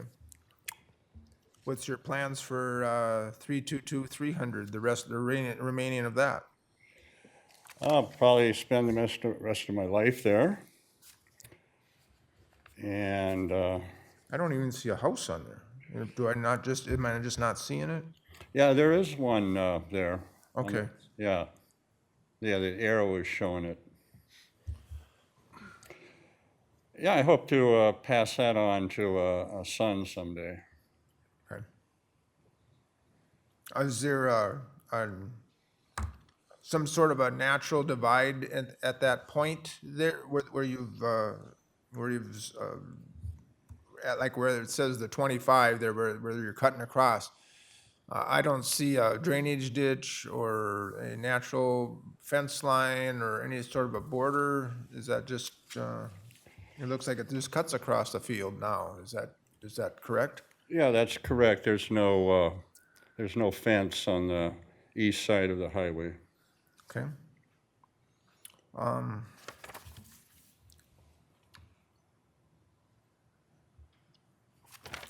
So by adding those two together, will that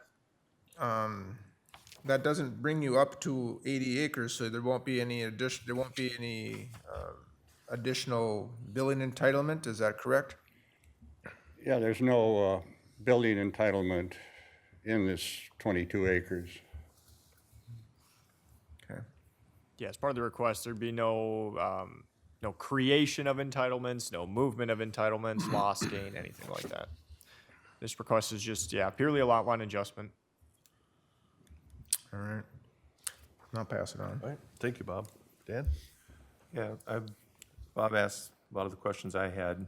The one thing I have in it is, it looks like it is following the lines of 40. I believe so. I don't have Beacon to confirm that with, but I believe the intent was, to follow that quarter line. Yeah, so, I mean, it's following a quarter line with a lot of the questions Bob asked about building entitlements and all that still remaining, or there is none. I guess I don't have a problem with it. It's already down to the south, has already been split out, and that's already been taken care of. And by adding this on, who knows what happens in the future? It's 22 acres, something may happen, but as of now, being adjoined with the property across the road, it's still staying with agricultural, and they are following 40/40 lines, so. Thank you, Dan. Dan? Just one question. Does that butt up to water then down there on that, is that water on the south creek, east side? On the south of, It's a creek. Is that a creek? There's a creek, but is this Yeah, water that's a here, or is creek. that just ground? I was just wondering why that's just all low area, okay. Yeah, their own that's, side. Is there extra entitlements over on the 14100? yes. So eventually they could transfer some over when they own it. Well, my sister owns that 100 block there. Okay. And there's 2 entitlements for that hunk. Okay. But I guess you can't stop the future, so I'm okay. Let's see what, Right, thank you, Dan. Russ? Yeah, you said there's 2 entitlements. Can you point? I didn't see that. What people? That's the land to the north, I mean, to the east of the creek. That belongs, yeah, where the arrow is, that's my sister's land. Okay. There's 2 entitlements there. And then to the north, which is not up for discussion today, there's 1 entitlement there, yeah. And I own that land. Oh, okay, but you're just transferring over, and all the quarter section lines seem to line up. Yes, there is a quarter section line going across there. Okay, I guess I'm fine. I'll pass it on. All right, thank you, Russ. And yeah, the 22 acres will be restricted, seems to preserve tillable farmland. I have no objections with the request, so. That said, can I entertain I'll make a motion to add 22 acres from PID 208-300-322-300 to PID 208-300-314-100, subject to survey, subject to administrative order, and site sketch noted as Exhibit A. Thank you. Do I hear a second? Second. Second. Any discussion? Hearing no discussion, all in favor say aye. Aye. Aye. Aye. Those opposed? Hearing none, motion carries. Thank you, sir. Thank you.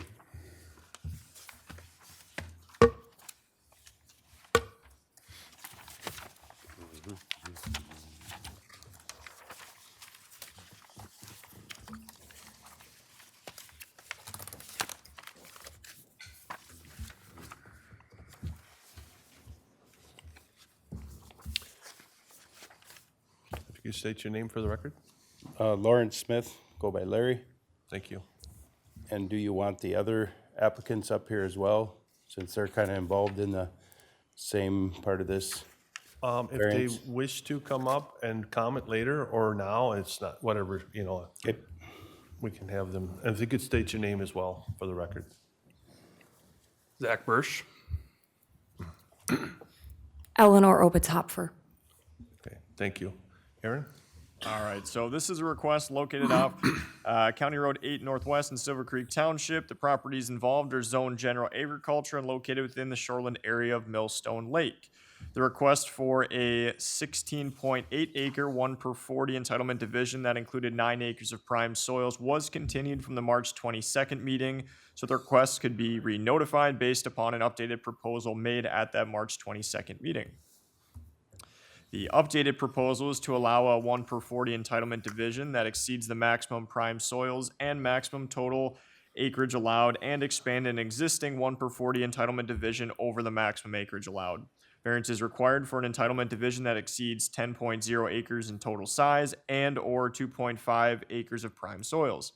In 1989, the board approved a 3.5 acre, 1 per 40 entitlement division, which was later expanded to 8.6 acres in 2004 by the Board of Adjustment, which left 1 entitlement on the parcel 216-000-18100.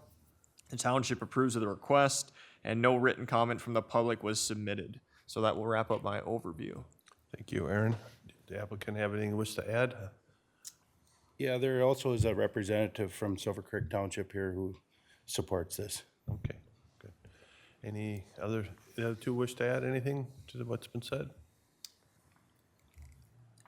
Yes, I'm the property owner to the south. I have a signed purchase agreement if this were to go through with Larry here because I have been renting this 16.7 acres for 9 or 10 years now. I have planted it all in permanent pasture, and I plan to continue.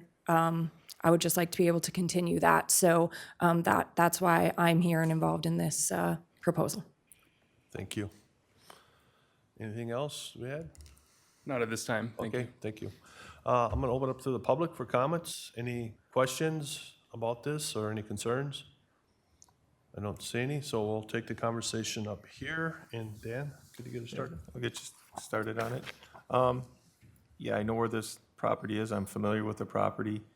And as far as what they're asking for and understanding why we continued it, by attaching in the portion to the north, you're adding that to basically a farm.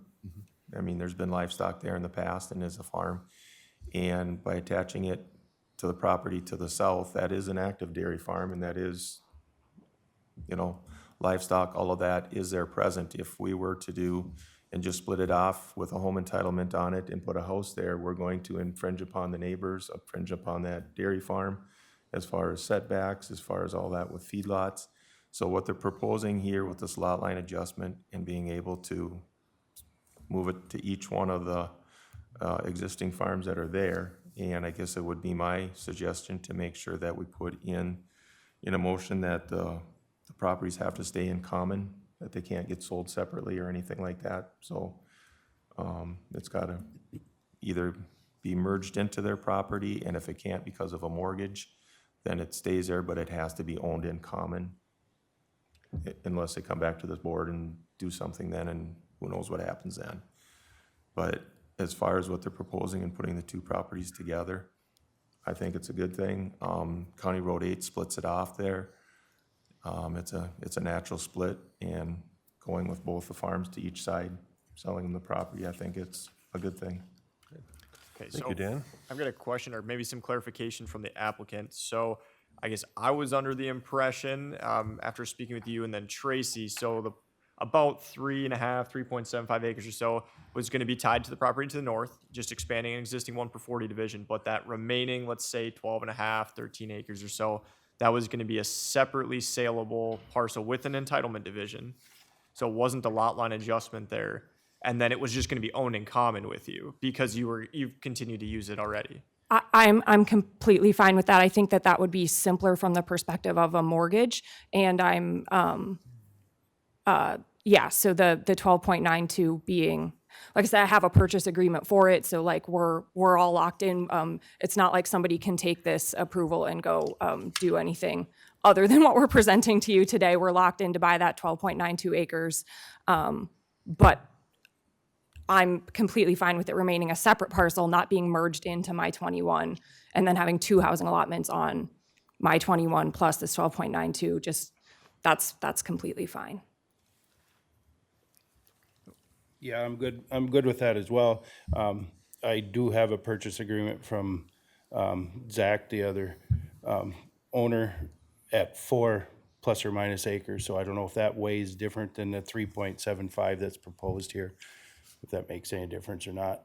I know at one time we had discussion, or there was an issue that it gets into a prime ag land when it gets broke off. So if I did sell such as 4 acres to Zach, does that 12.5 acres to Eleanor get out of that issue of being prime ag? I guess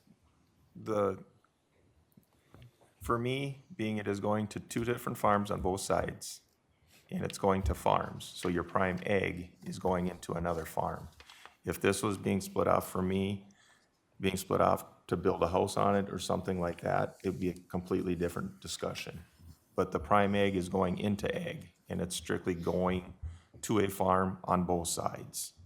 So in that scenario, in my mind, this is a unique situation that we normally don't see. I don't know if I've seen it before on this board where it's going a lot line adjustment and 2 different farms are getting it with the split. So that's where I'm justifying the tillable or prime soils. So I still think there's a miscommunication somewhere, right? Is this a lot line adjustment or is this an entitlement division? Because if you're doing a lot line adjustment, there's no transfer of entitlements. So Eleanor, or property to the south, wouldn't be getting an entitlement then, because if it's an entitlement transfer, that's through a separate document. That is going to be, everything has to be under common ownership. So this is a different route. So if it's an entitlement division, that is totally fine if the board approves it, and you can still own it, right? Your neighboring property. But if it's a lot line adjustment, which is what I think maybe Mr. Mole's leading to, just to keep it on both sides of the farms, there's no entitlement movement as part of that process. Well, to me, the entitlement should go with that parcel on the lakeside. It makes no sense to a 50-acre field to put a house entitlement on that bare ag land. So I think the entitlement should go towards the Eleanor side of the parcels. Okay, thank you for the clarification, Aaron. I guess I'll see what some of my other colleagues have to say. Thanks. Now I'm kind of confused. So you're planning on selling that parcel for a home then, once it's So divided? I have an entitlement with this total acreage. It's 67 total acres. Yep. To me, I want the entitlement not on the ag land. I got a 50-acre field on the other side of County 8 that's 100% tillable. Why would I want to put a 2.5-acre house on that?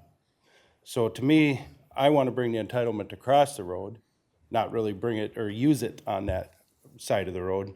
And being that it's on the larger parcel of property, I support that it should go on that piece of property with that sale. So the way the lot lines are adjusted, somebody could just buy that lot from her then and build a house on that section, correct? Ian? If it's approved as an that's what we're entitlement passing it division, for, it right? could be separately saleable. Yeah, Yep, but I so thought- what was being proposed, and I believe it was clarified by the applicant as well as Tracy, the feedlot administrator, when she looked at this, was that we already have an entitlement division to the north. So you're not putting another entitlement there. You're asking just to expand it over the 10 acres, which if the board approves, not a big deal. The portion to the south was to create whatever's left of that. You know, let's say you take off approximately 4 acres to the north.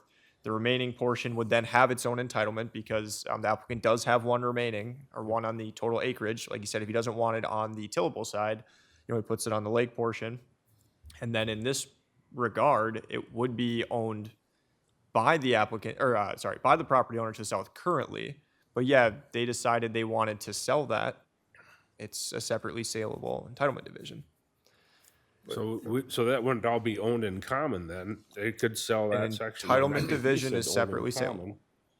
Where I wouldn't be okay with all that tillable going for a property, a 13 acre property, ruining all that tillable land, you know, if they built on that, I'd rather see that all changed over to 4102 with an entitlement, but then they have to come back here and get a 5 acre or 2.5 acre split off there if you ever sold for a house. You know what I'm saying? If the board created it at about 12, 13 acres, I mean, Yeah. that's pretty much the size. You wouldn't be further dividing it. I mean, you'd have to go back to the board. I mean, it's already an entitlement division, so it would remain that size unless adjusted probably by the board later on. But if you want it just purely to move the land into different ownership, that's a lot line adjustment. It's part of a lot line adjustment that's not under common ownership, since they don't, the property owner to the south is not the same owner to the north. You can't just transfer entitlements that route. Go ahead.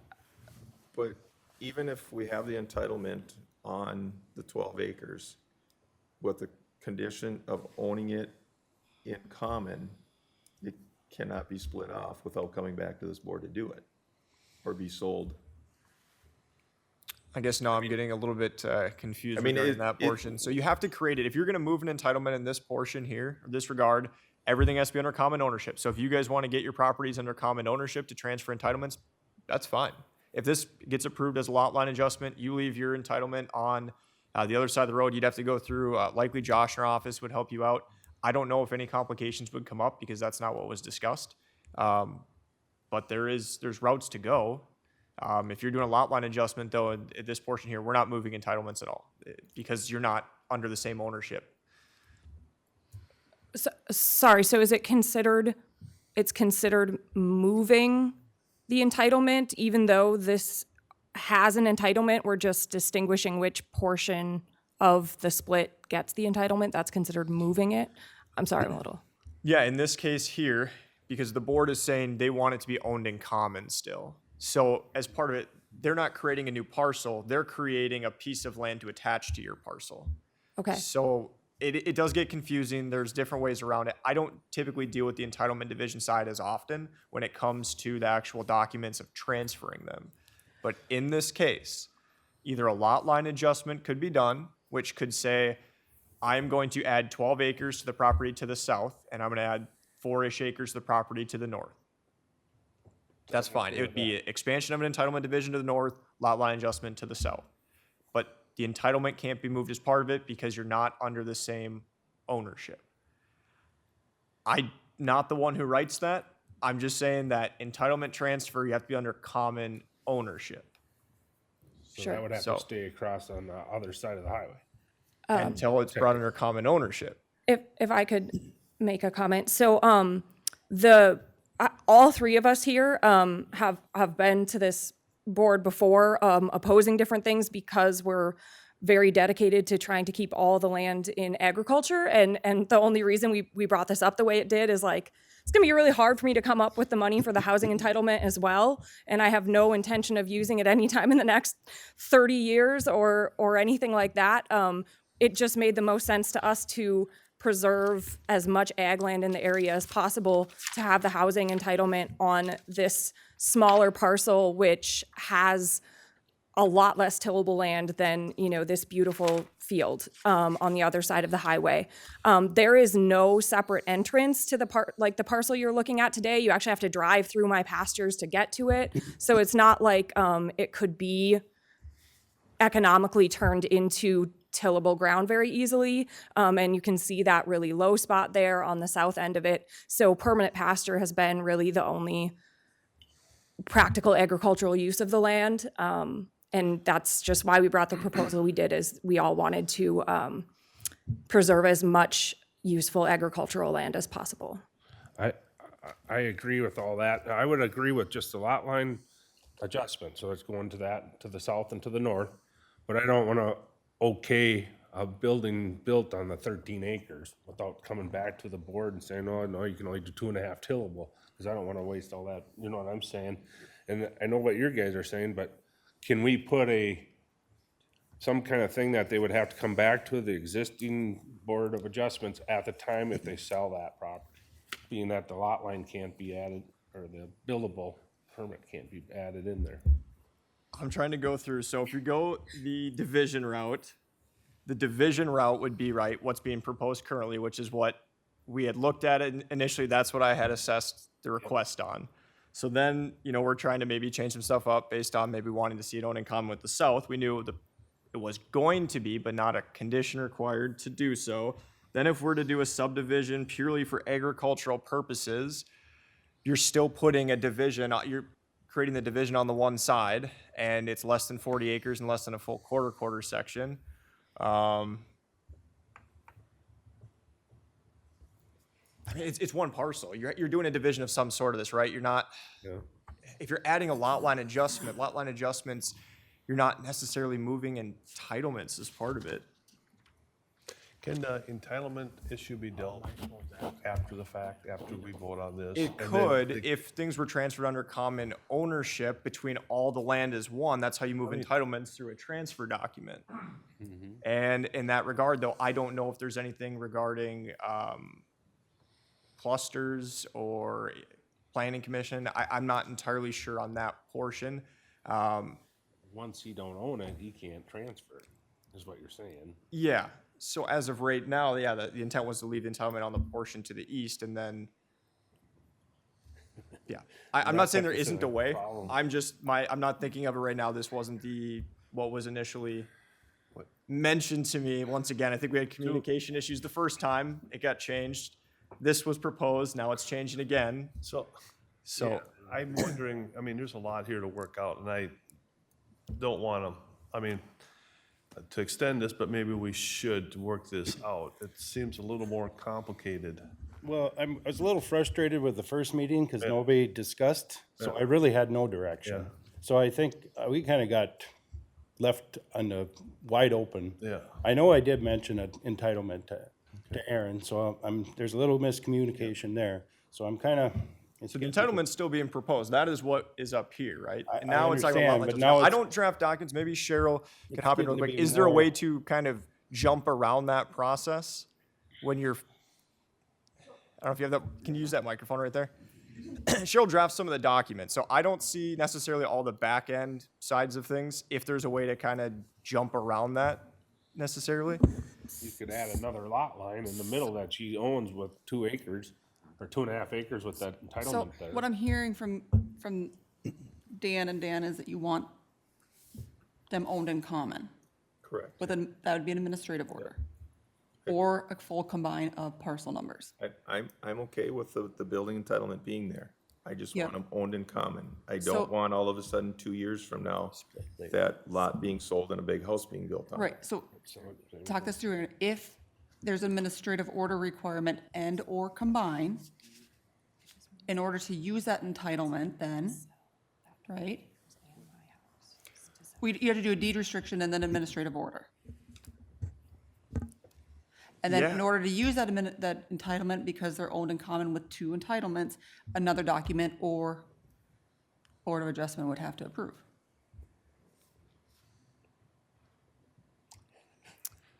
Is that what you're trying to say? Well, we understand there's an administrative order here. I'm just trying to think, if you're creating that portion, let's see, line adjustment, the movement of entitlements is part of that there. Because you are moving an entitlement from the one portion down to the portion to the south, The 12 acres. which would be over, yeah. So initially, you're doing a deed restriction with an entitlement Brian might be okay. assignment to do the division. Well, but that's the thing, if we do the division, I mean, if they have the entitlement there, I just don't know at a certain point. You have an entitlement that says it has to be owned in common, now with a portion to the south. They've created it in that regard. Now, I mean, yeah, you're gonna have to come back to the Board of Adjustment at any point you want to use that division, because the Board of Adjustment has created this. So that's the issue that we're likely seeing. If the Board of Adjustment creates it saying it has to be owned in common, no matter what, you want to use that home division, because you already have a home on the parcel to the south, you'd have to go back to the Board of Adjustment. Right. And that's all I want. That's what I want. That's what I want. I'm fine with that. Okay.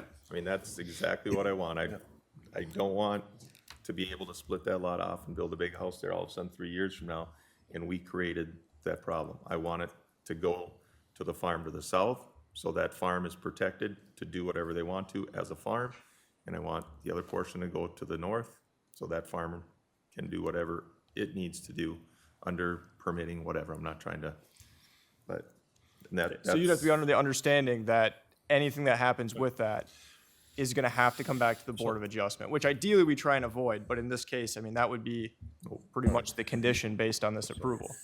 Let's keep moving forward here. We got Dan, Russ? I'm good then, yep. Okay, Russ, could you? I'm gonna pass this. Okay. No answer. Bob, any questions? I have a personal and business conflict with the Smiths. So I do business with them, and my son married their daughter, so we share grandchildren. We've been lifelong friends. Even our wives get along together. So Only on holidays. Okay, well, thank you. I think with that said, I think you know what you want, so if we can make a motion. I'll make a motion to approve what is presented as Exhibit A. The one to the 3.75 or 4 acres gets attached to the property to the north, and the 12.92 or thereof gets attached to the property to the south. The properties have to be owned in common, or however the wording goes with the county, so that the property with the 12 or 13 acres cannot get split off or a home built on it without coming back to the Board of Adjustments for approval. Do we need, subject to deed restrictions, site sketches, Exhibit A, and subject to survey and legal descriptions of the divisions Yeah, we need administrative order as part of this plan too now. and administrative orders? Thank you, Dan. Do I hear a second? About animal units and stuff. I guess as far as animal units goes, if it's gotta be owned in common and everything together, I would just like for the county to be able to deal with that through the livestock permit. I don't want to put restrictions on it. She can work, or the property owners work with the county and permit accordingly. I mean, if they're owned in common, may be able to have a couple more animals or whatever, but she can work, or the property owner can work with the county on that. I have too many cows already. The property to Second the that. north. So we have a motion, we have a second. Any discussion? Yep, I'd like to point something out. So the property to the north, which is the one that's sub 10 acres currently, our feedlot administrator did recommend that that be limited to 9.99. Once you get over 10 acres, some of the feedlot, I believe, has to become maybe registered or something like that. So she did recommend that be limited to no more than 9.99 animal units. Yeah. So noted. with that. Okay, thank you. That's been amended. Any further discussion? Hearing none. All in favor say aye. Aye. Aye. Those abstained? Aye. Those opposed? Motion carries. Thank you. Thank you. Aye. She didn't hear me. Dan seconded. I did, yeah. Yep, good. Abstain.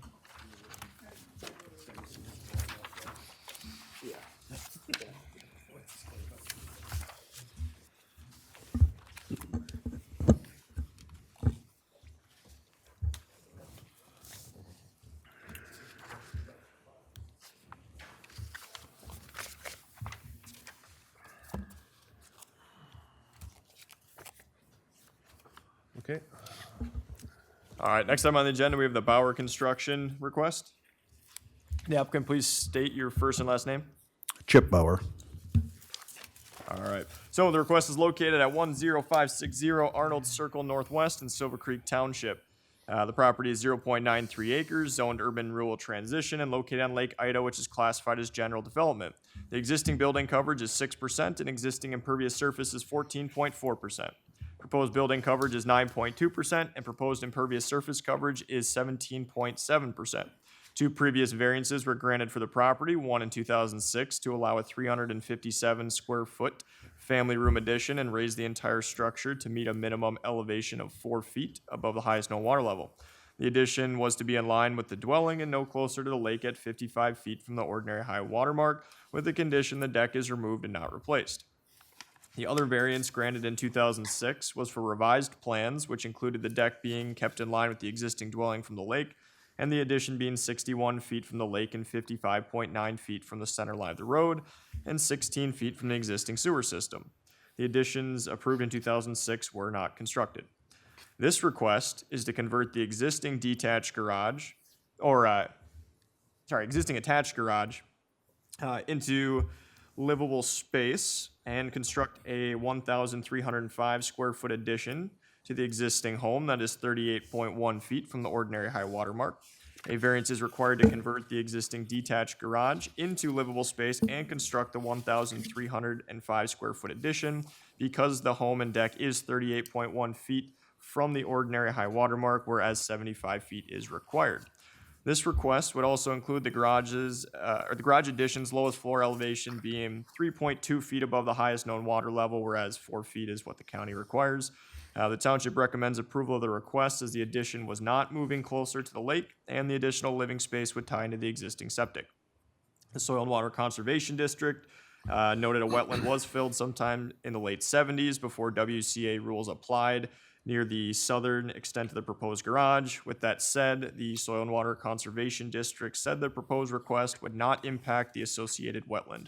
And that'll wrap up my overview. Thank you, Aaron. Does the applicant have anything wish to add to that? Not at this time.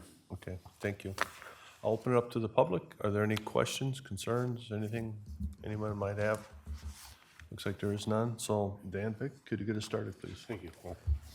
Yeah, looking at it, you know, that 38 feet to the lake was a real deal, and the deck is there, but we do allow 4 feet of deck. It doesn't count, right? 'Cause for access to get out, is it? Is Well, that if it's like 4 feet or less, it's considered to be more or less a stairway within the shoreland area. It's considered exempt from setbacks.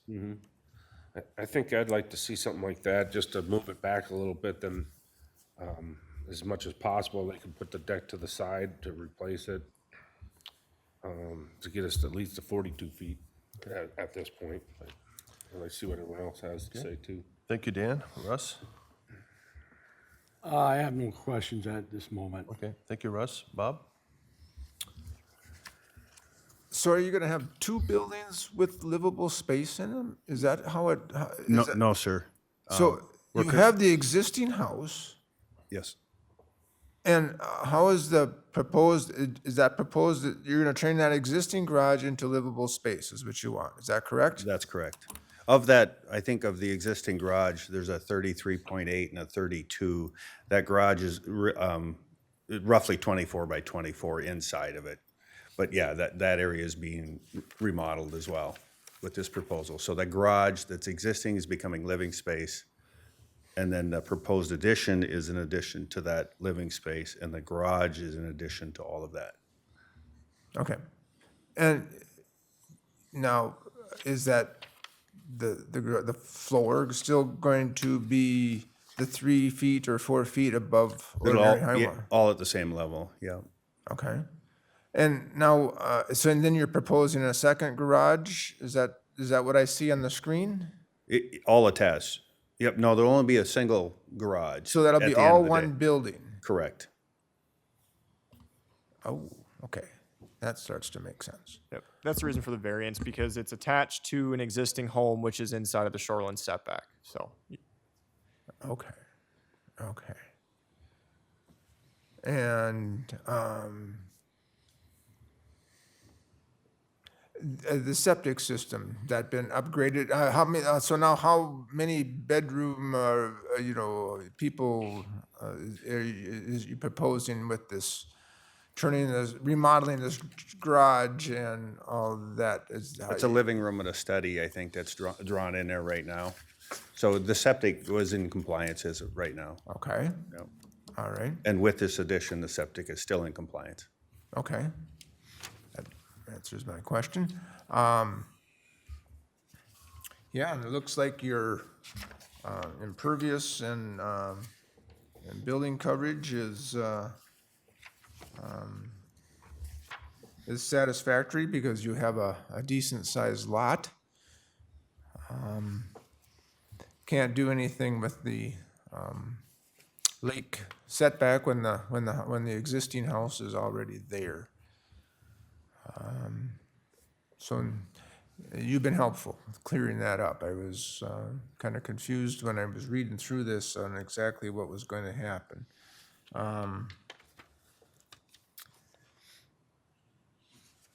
Can I comment quick, Bob? Sure. And we talked about setbacks and stuff like that. My owners obviously bought this home probably 4 or 5 years ago, unknowing of any of these variances. And sometimes, when we look at these things, even as a builder, we look along the lakeshore and go, well, where is everybody in line with where you're at? And are you going to have trouble down the road getting a permit to do or do something? And certainly the cabin to the south is closer to the lake than we are. The cabin to the north is closer to the lake than we are.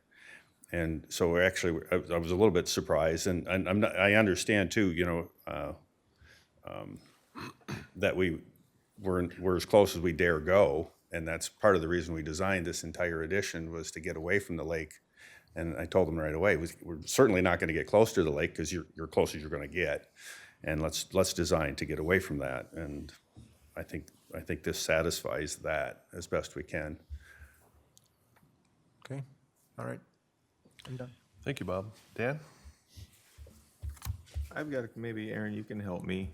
We're 38 feet from the lake, and in the 2006 plans and stuff, they were talking of only being 61 feet for a variance. Why? What is the difference in those past variances? Or am I reading that wrong? I think what happened was they were measuring from different locations. I was reading you just exactly what the document said. Didn't go through the original proposal. I think I briefly went over it with the applicant, but that lakeside deck was going to be gone. There was going to be an addition, everything moved to the, let's call it the north side of the home, kind of up in this region here. So that's where a lot of the measurements were actually taken from.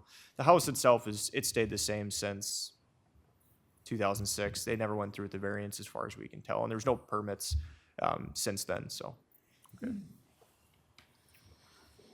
I guess some of my questions or my concerns are the sizes that we're adding to the house. I know we're within our coverages, according to some of my notes.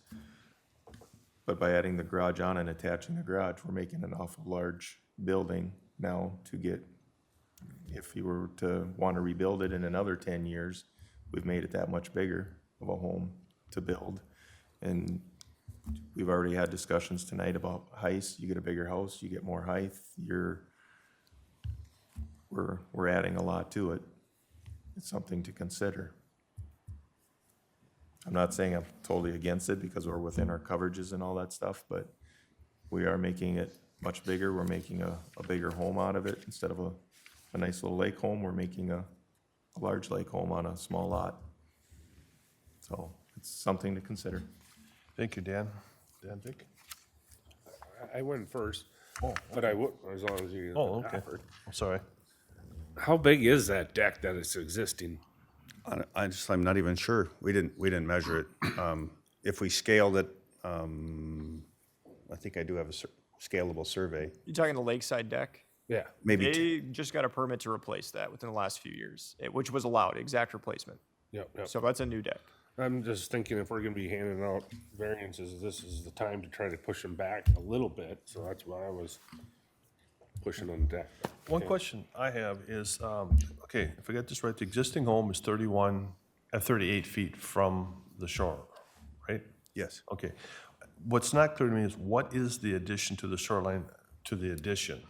You know, the proposed addition in red. What is that distance?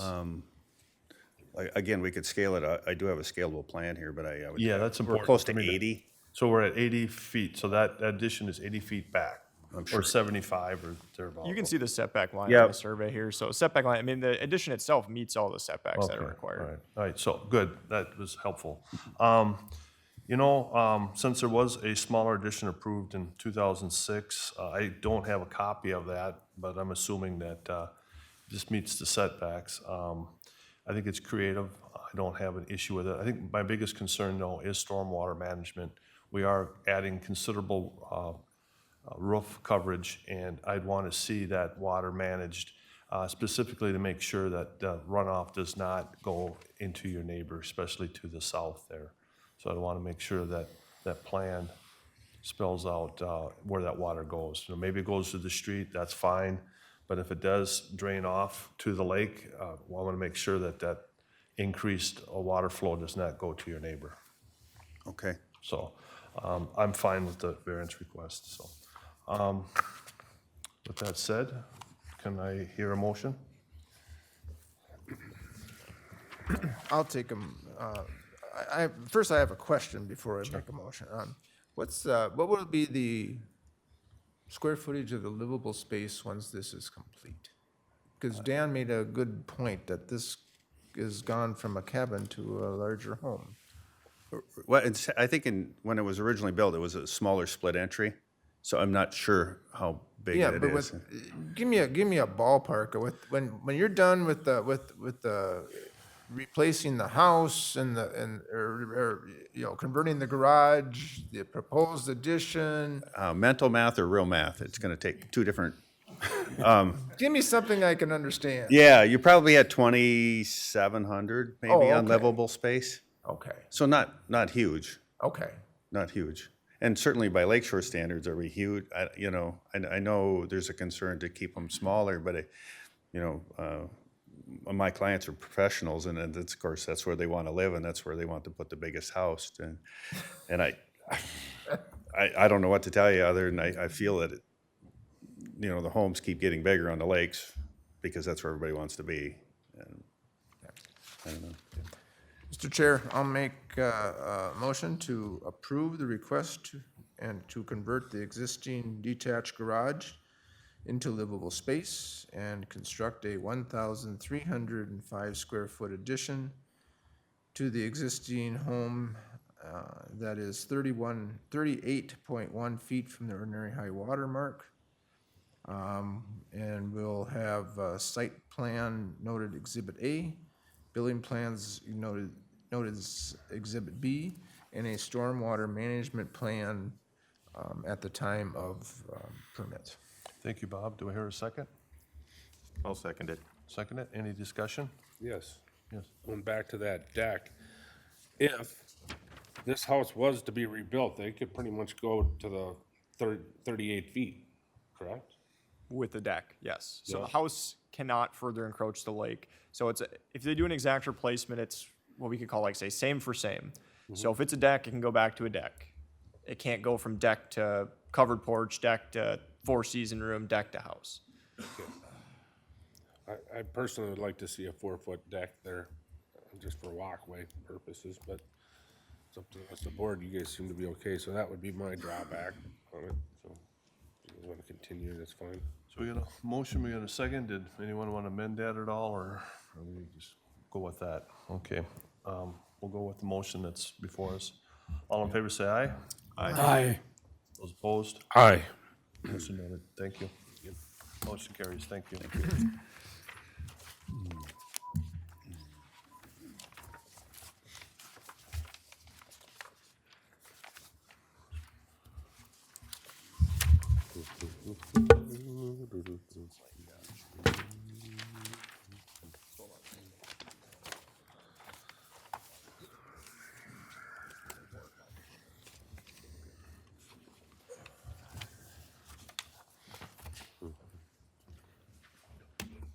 All right, Aaron. All right, lastly, we have the Jennifer Doherty request. Could the applicant, anyone speaking on behalf of this, please step forward, state first and last name?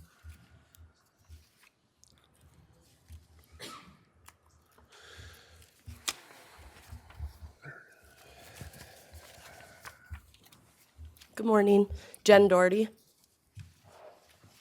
Christina Moss. Mike Hillman, Silver Creek Township Board Member. Tom Bannick, Planning and Zoning, Silver Creek. All right, so a quick little rundown here. The request, it's located at Up the Creek Bar and Grill in Silver Creek Township. In 2023, the board approved the expansion of an existing non-conforming use with the following conditions. Live outdoor music allowed Thursdays from 6 p.m. to 9 p.m. Central Time from May 1st through September 30th in a calendar year. Live outdoor music allowed Sundays from 2 p.m. to 5 p.m. Central Time from May 1st through September 30th in a calendar year. Live outdoor music must be non-amplified. Live outdoor music must only be conducted on the stage. Permit must be obtained for a 7-foot tall privacy fence. Let's see here, based on the fence plan marked Exhibit B. Covered patio as part of the Board of Adjustment, file number PR 2022-0001402, and building permit number PR 2022-0001950 must either be approved or pass the final building inspection prior to any live outdoor music. No campfires are allowed. And then last condition that was placed was annual review or as required by the township for the expansion of live outdoor music. This specific proposal is to amend 2 of the approved conditions. One is the non-amplified music condition, and the other is the plan for the fencing. It should be noted that an approval already exists, and this request is to update conditions that have already been approved by the Board of Adjustment last year. The township approved of the amplified music with meeting fence requirements that were set by the county last year. A neighbor is opposed to any amendment that would allow amplified music in Silver Creek, as they already put up with the noise pollution from the business. They would like for them to keep their amplified music inside. Another neighbor questioned how the use was allowed to expand to include all parcels used by Up the Creek and suggested some conditions regarding noise and fencing. And that will wrap up my overview. Thank you, Aaron. Does the applicant have anything wish to add? I know that I had submitted quite a bit of stuff, but there's been a lot that has changed since last year on the property. We did have a drainage field that was added, and that's part of the reason why we were asking for some amendment with the height of the fence, being that part of it is already fenced off now. So that's basically what we're asking to continue with the 6-foot fence that we already have directly behind the stage, and to continue that. Where the new drain field is put, there's 40 feet between our property line and a split rail fence that now blocks off the new drainage field. So we would like to get a 6-foot fence in there at the property line versus a 7-foot tall, being that that is a custom height. And now there is another divide between that person's property and us as well.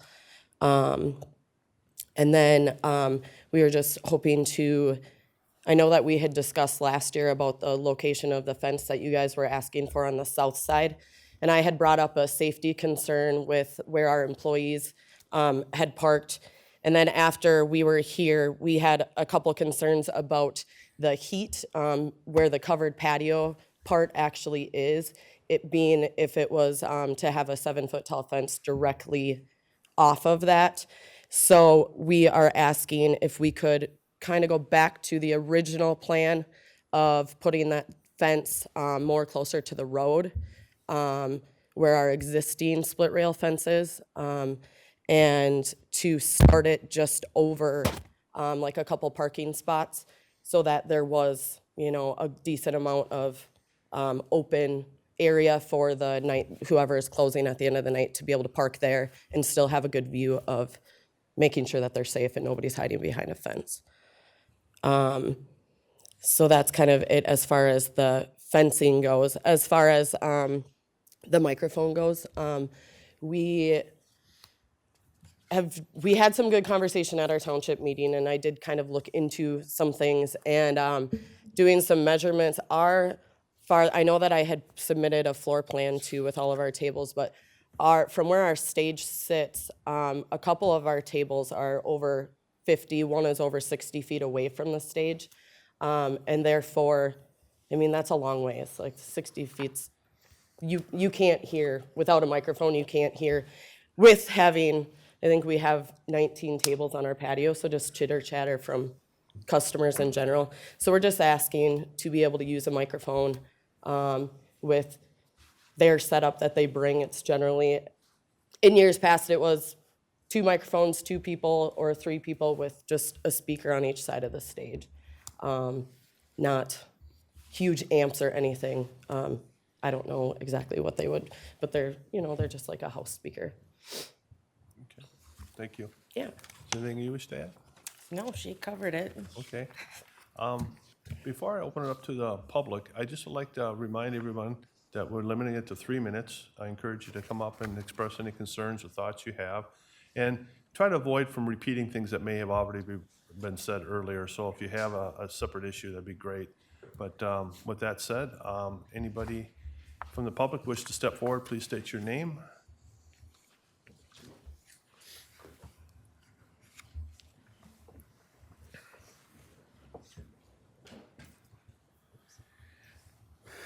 John Kraus. I guess I wouldn't have a problem with the 6-foot-high fence going around the perimeter. That wouldn't be a big deal, but I think a taller fence needs to be around the seating area there. And if they want to move it out to the road area, I think that would be great. I think, you know, and a vinyl fence there would also take care of some of the noise that's coming from that. As of right now, it's been much better out there.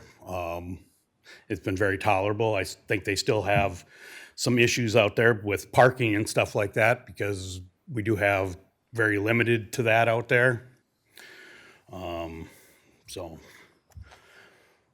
Other than that, that's about it.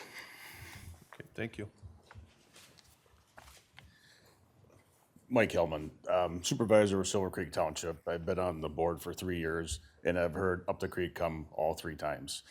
I have also been to this establishment when they did have live amplified music. It was never loud, but what I've seen with these owners, they've really cleaned this up. The first time they came and asked for this request, our audience was full, for and against. The second year, less. This year, nobody came. Our town board has received 0 complaints, but what I have heard is from the residents who were against this have a change of tone. It's because the owners, Jen, have worked with them and to really fix some of the concerns. Some of that was motorcycles. Well, we can't control somebody that comes in an area and wraps their pipes. But what I did see at the bar were signs everywhere.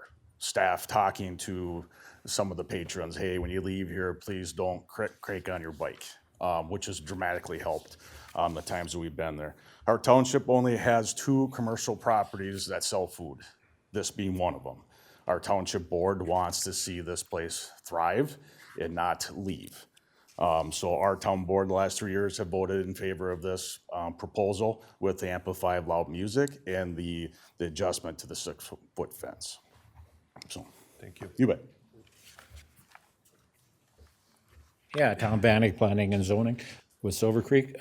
Same thing as Mike, I've been there 3 or 4 times, and whenever the creek was there, we voted it almost unanimous every time. And just want to I see signage in the place now. I know they had some parking issues, and then the sheriff was there and he got that taken care of. And now they see they have signs up saying, please respect our neighbors all over the bar, to don't park in areas. And there's just some areas, I think the county maintenance department could do better. They have a sign on one end and nothing on the other area, so people have a hard time knowing where to park. If the maintenance department could look at that a little more. Okay, thank you.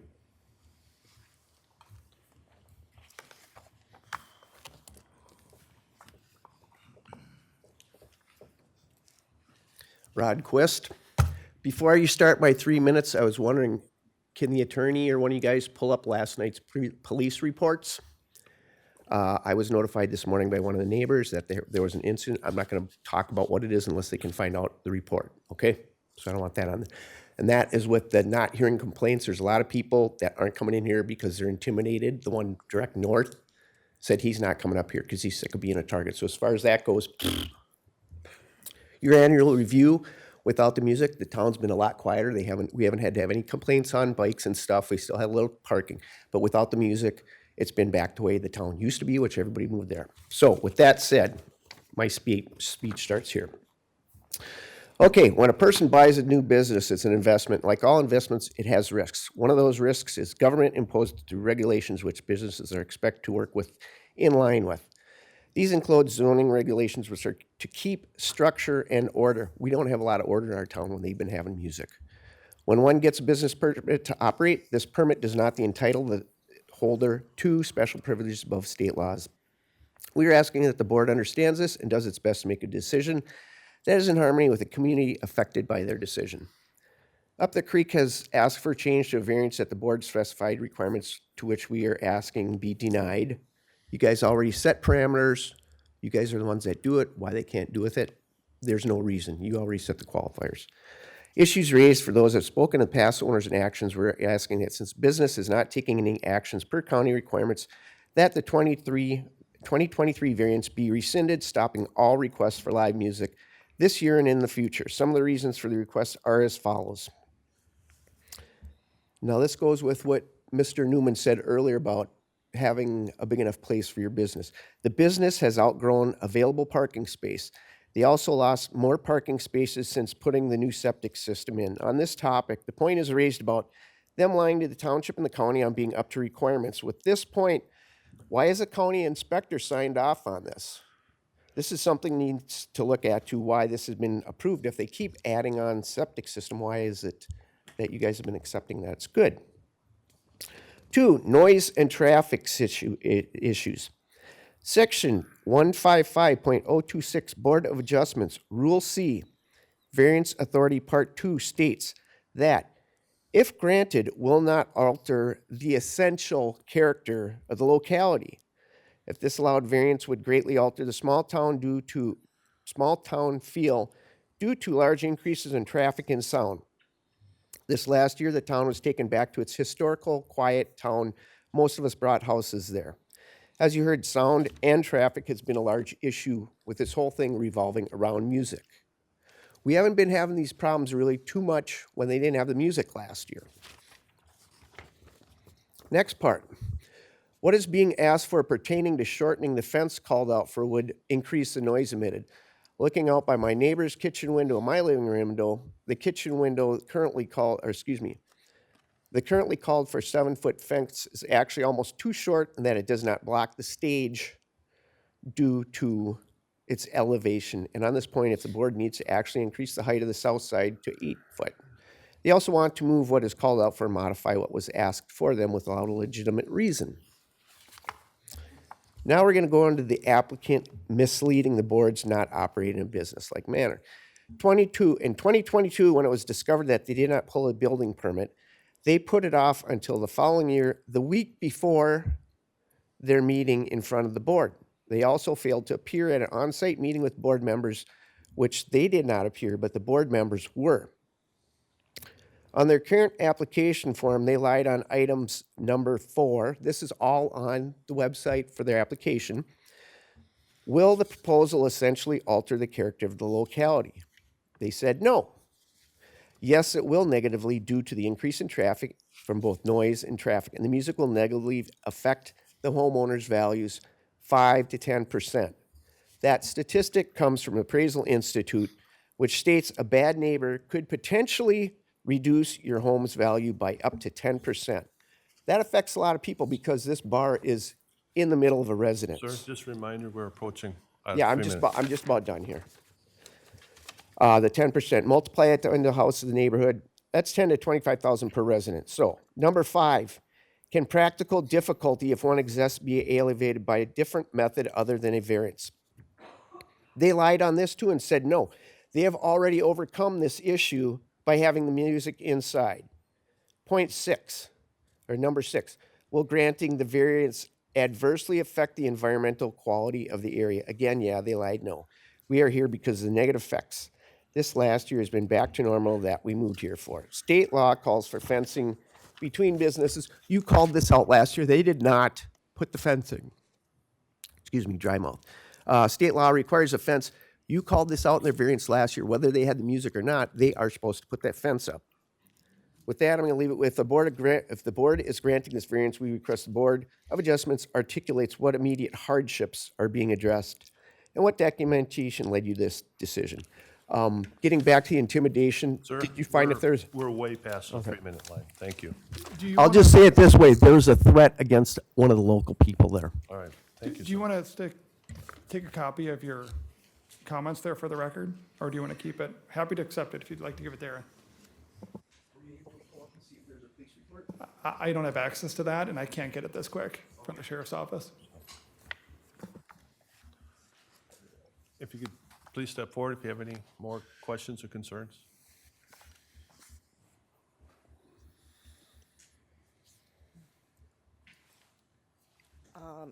Leslie Tyson, and I purchased the home just west of the bar back in June of 2020. So it's, I share a fence line currently with them. Can you show, okay, west would be up, or is it to the right? Oh, to the left, okay. To the north, sorry, north. That's, okay, I share a fence line with them currently. okay. Closest house, yep, Okay, that that's one. good. Thank you. Yes, so I already have a 6-foot fence that I share with them, and there's a partial 6-foot fence there. I've never had a problem with the volume of music. That's never been a concern. The past year, they've put up signs in the bar stating, hey, don't revere engines. Well, there's no noise. And I've been there when they did have live music. Does traffic increase? Yeah, kind of, but that's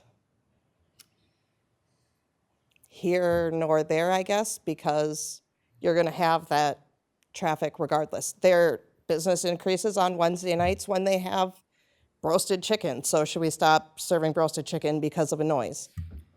The amplified music, it has never been a concern. I have a 2-year-old at home. At one point I had 6 children living with me. That has never been a concern from our family. We've never had an issue sleeping. We've never had, it ends at 9 o'clock. And we're talking 6 hours a week. And it's during the summer, it's not affecting school. And that's at most, because a lot of the times, weather permitting, they cancel it. It's just not practical to have it going on. I don't think there's gonna be a difference between a 6-foot fence and a 7. So their parking lot comes into my kitchen, I guess you could say, like headlights. But since that 6-foot fence has been put in, I have no issue. All right, thank you.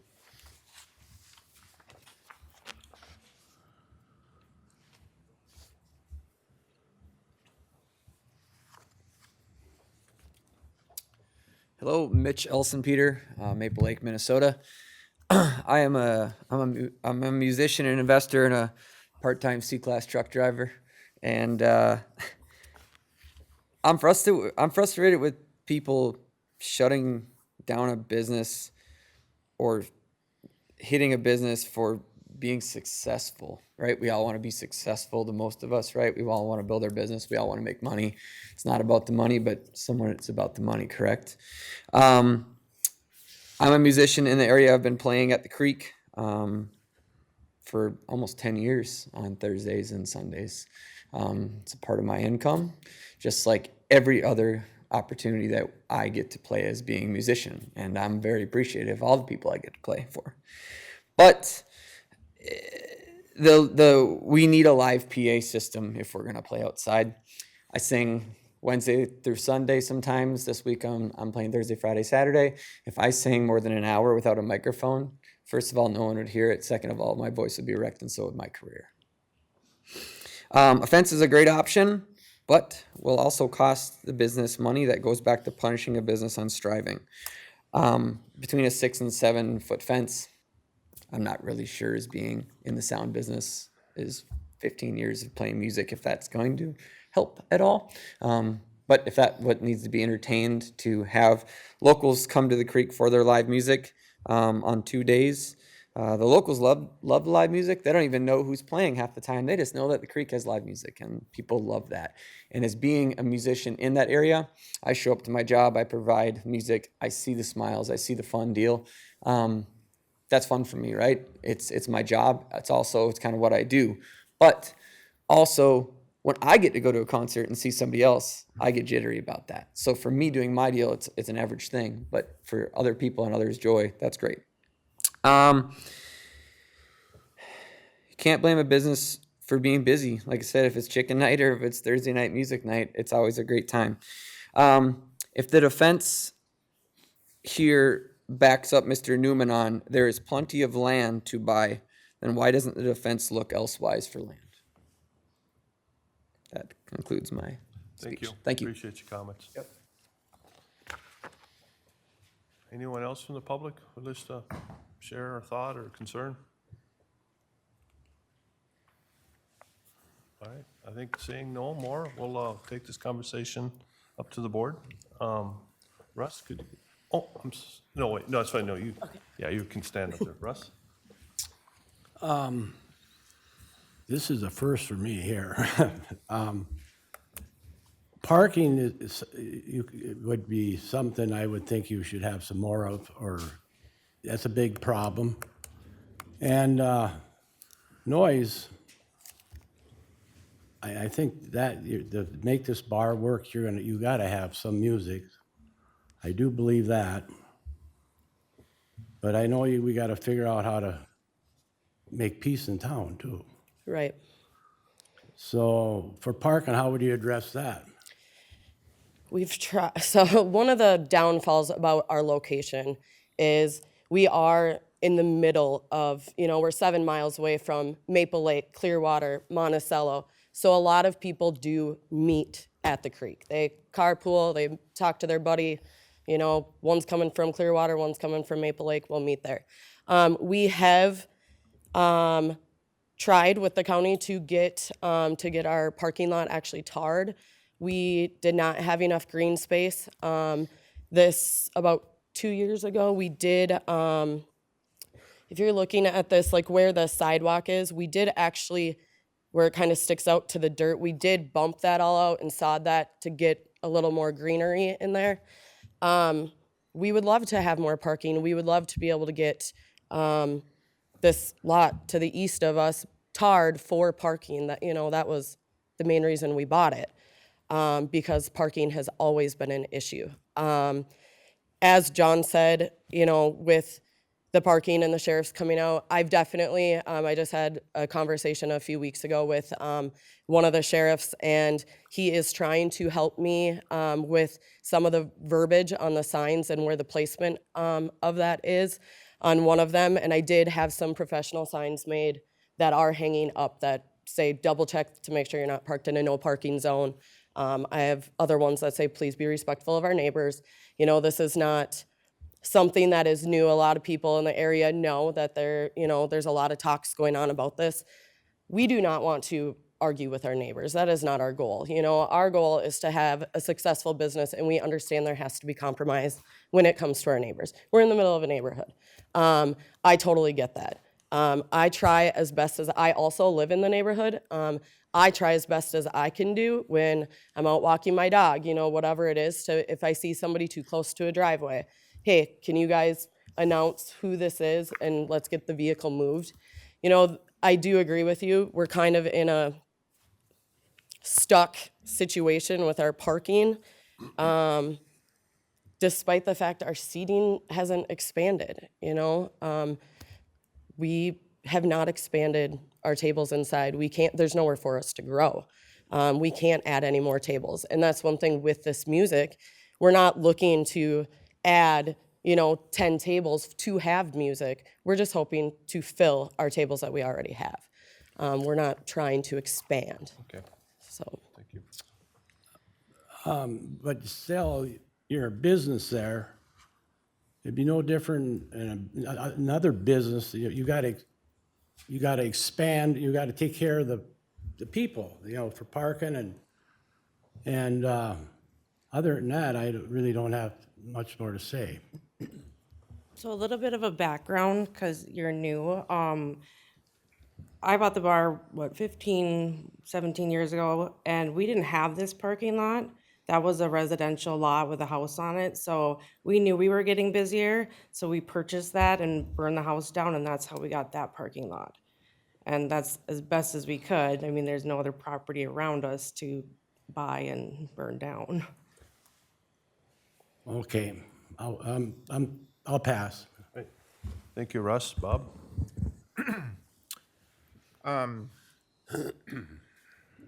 So, what's the difference between a 6-foot and a 7-foot fence? When I look back at the notes, I think this board was pretty adamant about the 7-foot fence a year ago.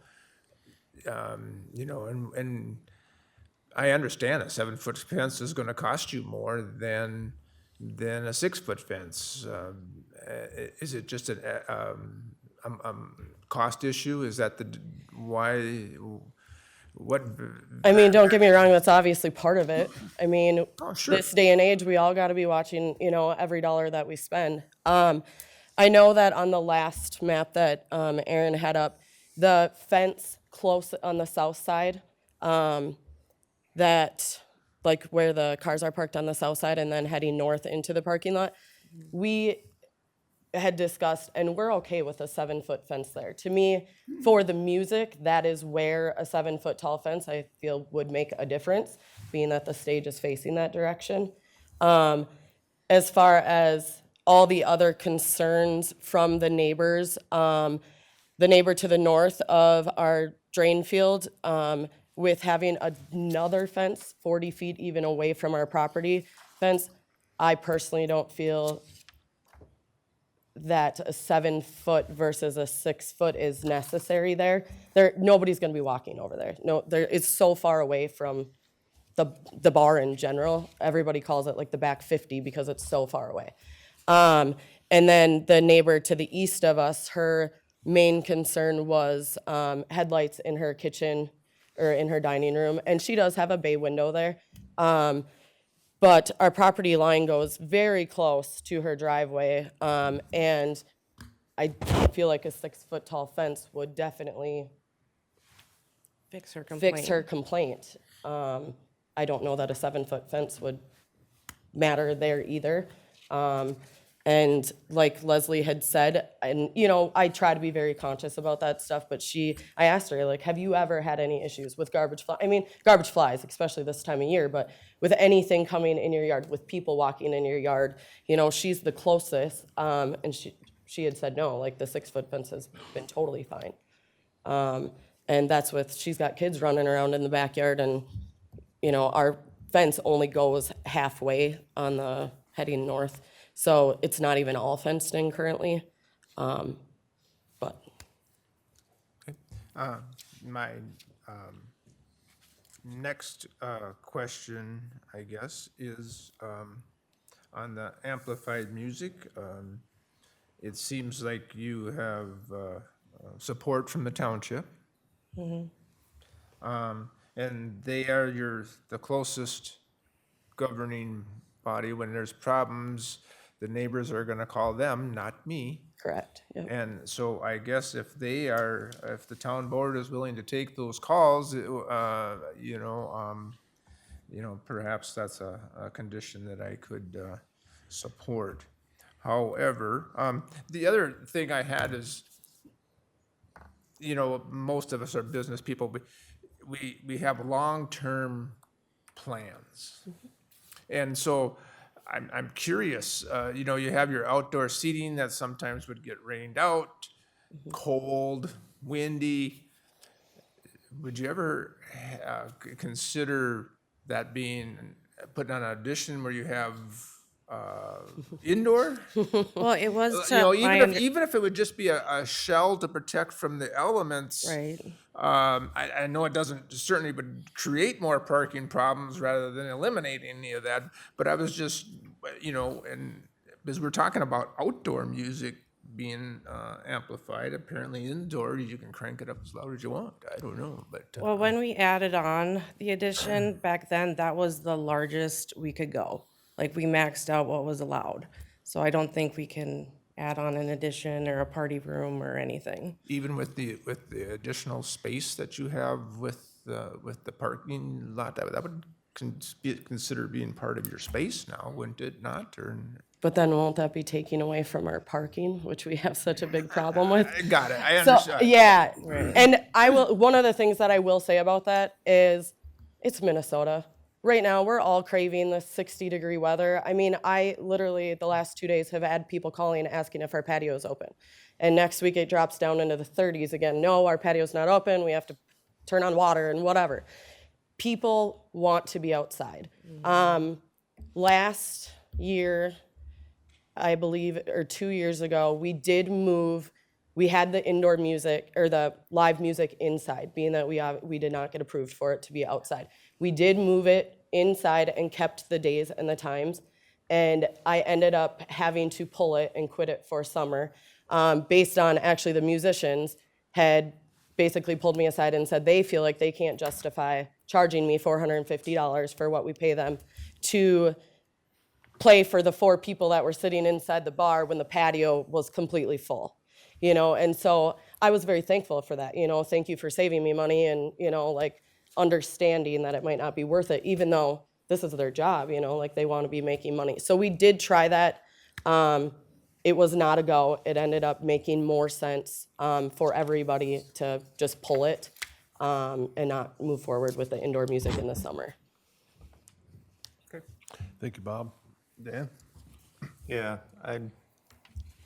I hear what you're talking about, but I'm concerned about the neighbors. I know you've come up with different analysis.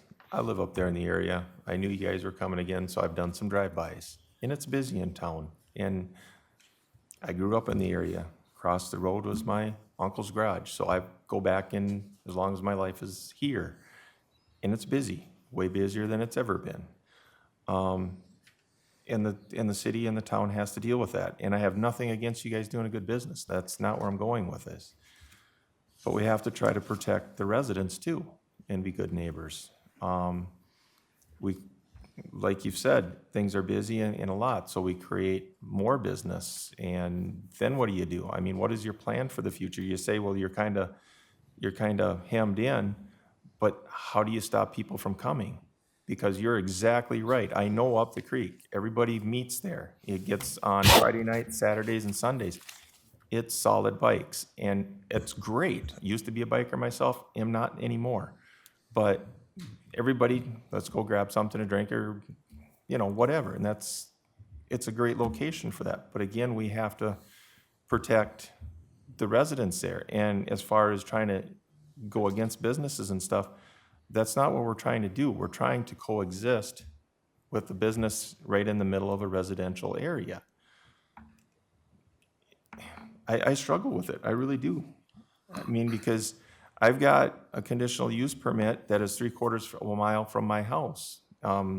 People have since moved, the conditional permit went away supposedly, but they were playing music in that shed the other night and amplified, obviously, and 3/4 of a mile away, I sat on my patio and I sat and listened to it. I mean, just like it was across over there. So amplified music moves, it goes places. The argument that people in the back can't hear it, maybe the people in the back don't want to hear it. Sometimes in amplified music, when I've been at places, it's so loud you can't hear yourself think up front, and you sit towards the back so you can hear it, or you can talk or visit with who Right. you're there. You know, so, and we can't, in a variance or anything that we're doing, we can't control how much you turn it up or you turn it down. Right. I mean, I'm not saying you're doing bad, but One of the things I would like to just kind of point out based on that is directly to the east of where our stage is our bar, where all of our servers get all the drinks from. And it's not all ticket based. So and don't get me wrong, there is nothing more I want right now in this world other than getting live music back and being able to be like, I'll go stand at the end of the road and be like, okay, turn it down, turn it up, like whatever, we're good. Absolutely. But our servers would not, and our bartenders would not be able to hear the drinks that these girls are needing for the tables if it was that loud, being they're the closest to the speakers.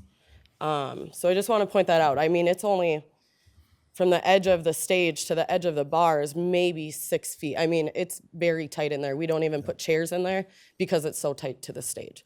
So, and you know, to the township's point, they had a meeting, the place is full. Second meeting, there wasn't as much. Next meeting, there's nobody. And I do have to kind of listen to the public where I'm not saying intimidation or anything like that, but there is a pushback because I know last time you were in here and going through some of this stuff, I had people asking me, what the heck are you guys doing, man? Are you riling it up on social media? Social media, what are you know? So it's out there. Social media does get a hold of it. I mean, it does. And I know that was something that has been brought up. One of the things of being a business owner is you have to put your stuff out on social media, you know? And I mean, yeah, not all attention is good attention. Unfortunately, we do have freedom of speech. Yep. We definitely can't sit on our phones and monitor every comment that was on Facebook. And we did at one point, there was a lot of stuff that was being said that we weren't even aware of because we had not looked at our phone in like an hour. And we did put a statement out there like, hey, come on, you guys are actually hindering us versus helping us. And you are gonna get a couple bad eggs that are just, whatever, screw this, screw them. You know, that's not our mindset that we have. This is something that we really do want to work out with our neighbors, you know. I know, you know, it's actually really good and comforting for me to hear John talk, you know, pretty decent about us and how we have put in effort to try to make things change and to be courteous of our neighbors. Because there were many years that he was very, very against us, you know. And I think we are going in the right direction and we want to continue on that path, you know. We don't want to, like I said, I live in the neighborhood too. I don't want any qualms with any of my neighbors personally, let alone the business, you know. so, well, I'll pass it on. Thank you, Dan. Dan? Well, just for a disclaimer, I did go there and eat at a wonderful meal. I did talk to you a little bit, but didn't say anything out of line. Yep. I was okay with a 6-foot fence before because I know the engineers and stuff will do the 7-foot, but I actually think they're become a danger over time because they tend to lean and fall. And 6 foot is about as far as being a building contractor for 40 plus years. That's pretty good to keep the noise off. So 6 foot's good in my book. When you say amplified, are you talking just for speaker purposes? Can you and could you or would you point the speakers back at you? When they put them into this outside facility, if the speakers are going back instead of out, and then keep it relatively. That I guess our I don't volume. have a lot of knowledge on. I can ask maybe Mitch to, let you know a little bit more. I did do some research. It had been brought up at the township meeting to see if it was a possibility. We do have a Wi-Fi system that we have on our patio that we use our radio on. And John had asked if I could look into seeing if there was a way to plug into that with the live music. And I did speak to about 4 people. And unfortunately, this is why they have sound people. I didn't know anything about that. But the speakers, if they're not close to them, they can't actually hear what they're sounding like. So it's actually worse feedback for them. And actually more of a disturbance, and that's why they have sound guys. So I was told our system would not work and that we would have to get a sound person out there for each time that they were there if their speakers were not to be within close proximity to where they're performing. Just because they're the ones that are monitoring, I don't know, treble, but I don't really know what all goes into that. But I mean, maybe Mitch can talk more about that, but I did ask a few people kind of regarding that. And I would assume kind of the same thing because, we're talking 60 some feet away. I don't know what the feedback for them would be bouncing at them. Because my thought is, if you're putting the speakers by you as you're singing, and you want the people to hear in the back, you're gonna have to turn it up. But if the speakers are back there by the people, you wouldn't have to turn it up. Right. It could just be a nice talking, I can't pronounce or think of the word. Right. but just the atmosphere would be at a voice level. So The other thing too that I don't really know about is, these are all, for the most part, solo musicians that have their own equipment, who everybody has different equipment. So the amount of speakers that somebody owns, I wouldn't know, I wouldn't know if they would be able to have more speakers out there and then some in the front too. I would assume every musician's different. I would assume for the most part. something I'd be interested in hearing about the speakers so that we wouldn't have a lot of volume, but people could hear. And then the other thing is, what days are you proposing to have this and times? So the same as what we had gotten approved for, Sundays 2 to 6, or 2 to 5 PM, and then Thursdays 6 to 9 PM. I know noise ordinance is 10, generally by about 9:30 on Thursdays, our patio's completely empty, so. That helps me too, because Yeah. that's not very much. Daylight hours, it doesn't get dark till after 9, in the summer, so. Thank you. That was great food, by the way. Good. Thanks for coming. Yeah. All right, thank you, Dan. I happened to drive through yesterday on my way back from St. Cloud. Couple questions. Number one, I'm just glad to hear that things are improving, they have improved. And your comment from the township is very helpful, so thank you. It was good to hear that. Question on the fence, especially I know the young lady back that lives to the north, she is fine with the 6 foot. When was that fence, was that pre-existing? I was already there. Yeah, that's been there for. We've redid it, Okay, all right. And you're comfortable with that 6 foot fence? Because I was really worried about you when I was out there thinking, okay, so, and I've kind of, since when I was really adamant for a 7 foot fence, and after my visit, I realized that, a 6 foot, is adequate. And so I'm willing to change that to a 6 foot. I think partly, a lot of it's just to keep trash in as well. For sure. And I'd even go as far as saying on the back side of the parking lot, there's a home that is just, there's no windows, there's no nothing. And I think the snow fence looks terrible. I understand it serves a function, Yep. but. It is a garage, yep. Yeah, so, I would even be in favor of saying, do we really need a fence in that stretch there at all? We need something to contain trash. Right. Something more attractive than a snow fence, Right. There is also, it was kind of hard to tell from some of our photos, there is also like a wooden, there's snow fence and then there's also like a wooden ranky fence that's back there too, but. Which is not ours. Yeah, which is not ours. My viewpoint on the fence has changed, and I'm willing to go with the 6 foot. And I think you brought up a point on the safety issue as well for staff after hours. And can you point that out? That was down in the front, right? Yeah, so originally when we had come in and we had talked, you guys had suggested right there to go up to the sidewalk and start that fence right there. And I'm just asking, about 2 car lengths. Yeah. And to leave our split rail fence there, and then just maybe to, you know, do something that looks decent to gradually go up to a 7-foot tall fence. Yeah. Just right there. It's hard to, you just No, never know. that seems reasonable, and I could accommodate that request. I do remember, though, we did have a full room, a full house, and it was a quality of life issue here a while back. And so that still resonates with me now with the amplified music. So I am somewhat reluctant, and I'm wondering, planning and zoning, you have your own town rules and regulations. How does that work for the planning and zoning? I mean, you have zoning rules or laws for Mr. Chairman? Huh? They're under the Wright County. Oh, they are, okay. They advised Wright County. So I guess, taking baby steps and laying the breadcrumbs down, is there a way that we could put a conditional use and then revisit this? We have made progress. It's clear. We have made progress. You've made an effort. The town board has made comments to say so.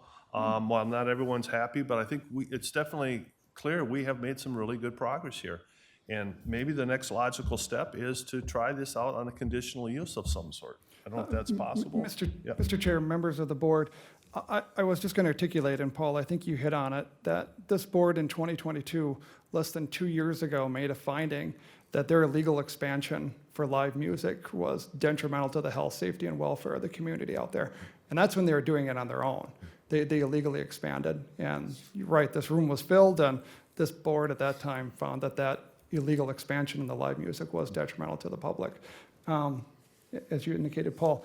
As far as your second point, Paul, excuse me, Mr. Chair, I just wonder, I think the best way to go would probably to do, if you are looking at live music, limit the times, limit the days, limit the number of events, probably, and then make it permitted for this summer season only to have it come back. Because if you say it's Thursday through Sunday, these are the times, there's no coming back here to fix it. There's no pulling it back unless they violate those conditions.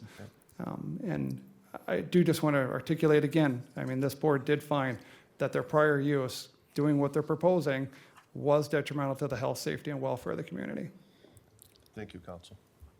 We're not looking for Thursday through Sunday, just Thursday and Sunday, just to clarify. 6 hours. And I believe the dates that were approved last year were May 1st through September 30th for both Thursday and Sunday. Correct. And each day was Sunday was only 3-4 hours? They're both 3 hours, 2 to 5, and then 6 to 9. Okay, 3 hours each day. I think that's a reasonable first step. Me too. Based on what I've heard. And if we can limit it to those 2 days and those 2 hours, I think, in my opinion, I think that's reasonable. And the township wants to revisit it every year too. Yep. As long as they're, and certainly happy to help support the township and their concerns as well, so. But those are my thoughts. So with that said, we have a request on the table. Do I hear a motion? I'll make a motion to approve live outdoor music amplified for those 3 hours, 2 days a week, for the dates that were mentioned by Aaron. 6-foot fence all the way around that you proposed as Exhibit A, I guess. And then the 7-foot where you had mentioned too. So keep that 7. If you can, try to direct all music back. Check into that. We would like to add some shrubbery and stuff there, knowing that's going to help with it. Very good. Do we want to, Make that like a 4-foot there at minimum? Or yes, just some sort of, a 4-foot catch on that side towards the garage, not 6. Would be fine with me too, being that house, it's kind of no windows, nothing there. Mr. Chair, Member 4 feet, Vic, okay. what specifically are you referring to? Because if we're going to go off of what's proposed here, that's what we're going to go off of. Okay. And I would note that I have heard complaints about beer bottles being thrown over fences in the past. So clearly a beer bottle is not something that's going to get caught in the wind and roll around. That's something that physically is demonstrated and thrown.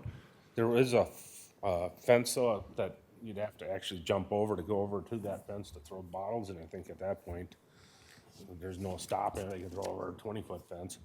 Because there's 40 feet in between the split Yep, rail I and measured that it, yep. proposed. I think a 4-foot fence would catch anything blown, but if you guys would like a 6, I'm okay with 6. 4 is fine with me too. So, I guess my motion was a 6 or a 4-foot fence. And Mr. Vick, I assume then all the other conditions would remain the same. The fencing would have to be constructed prior to any live outdoor music. Yes. And this would be, the live outdoor music would be permitted only through 2024. Through what date? Is it September 30th? That was through what was approved. There wasn't a specific year on the last approval, but yes, September 30th was. So if you do an annual review or 1 year. That would be included, so moved in that motion, yep. We have a motion on the table. Do I hear a second? Second. Any discussion? So, to understand what the motion just was, it goes through, the music goes through 24, and then they no longer have it anymore. So it would be for a 1-year thing, and then they gotta come back here and ask for a music permit again? No, I was thinking review of the city township if they, Mr. Chair, Member Vick, my suggestion was to only have it through 2024. then have to have them revisit each year. Yes. Well, at least in that sense, it would give them 1 year to see how it goes. If it doesn't go well, they don't have a permit for 25. They've got to come back here in 25 and exhibit to us that, okay, we have our fence built. We tried the music for a year. We had absolutely a perfect track record, and we're asking for it again.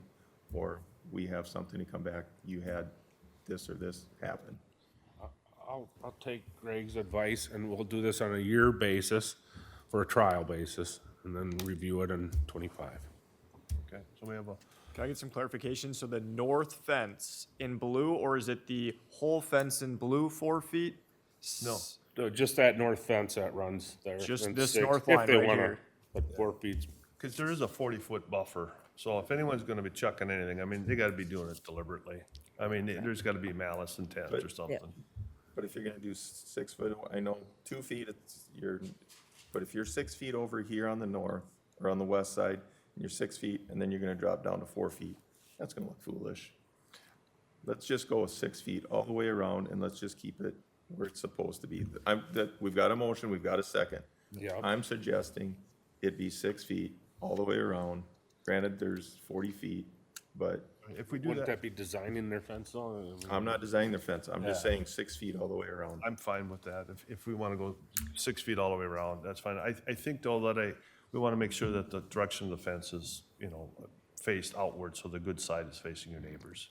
I do know on the one side there, with the young lady's house, Yeah. it's faced the wrong way, but it is there, it's been there for a while, so we could leave it. But any Okay. future fence, we wanna make sure that it's, the good side's facing out. Okay. Jennifer, would you like me to clear up that motion?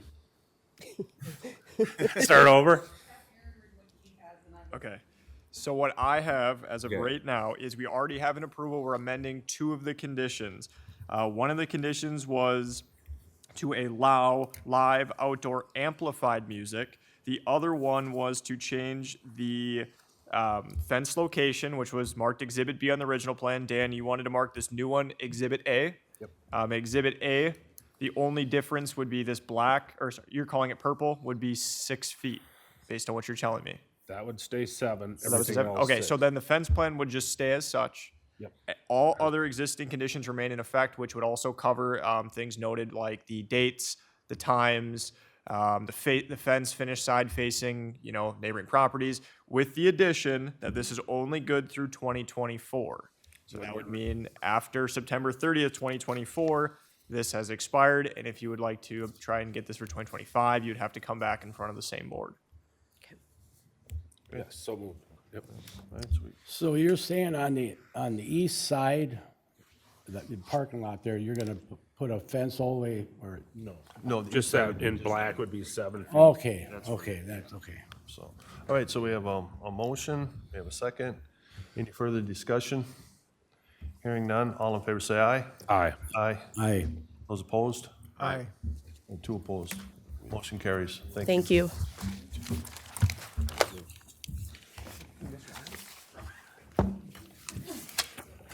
think the next one is, do we have a motion to adjourn? I'll make a motion to adjourn. All right.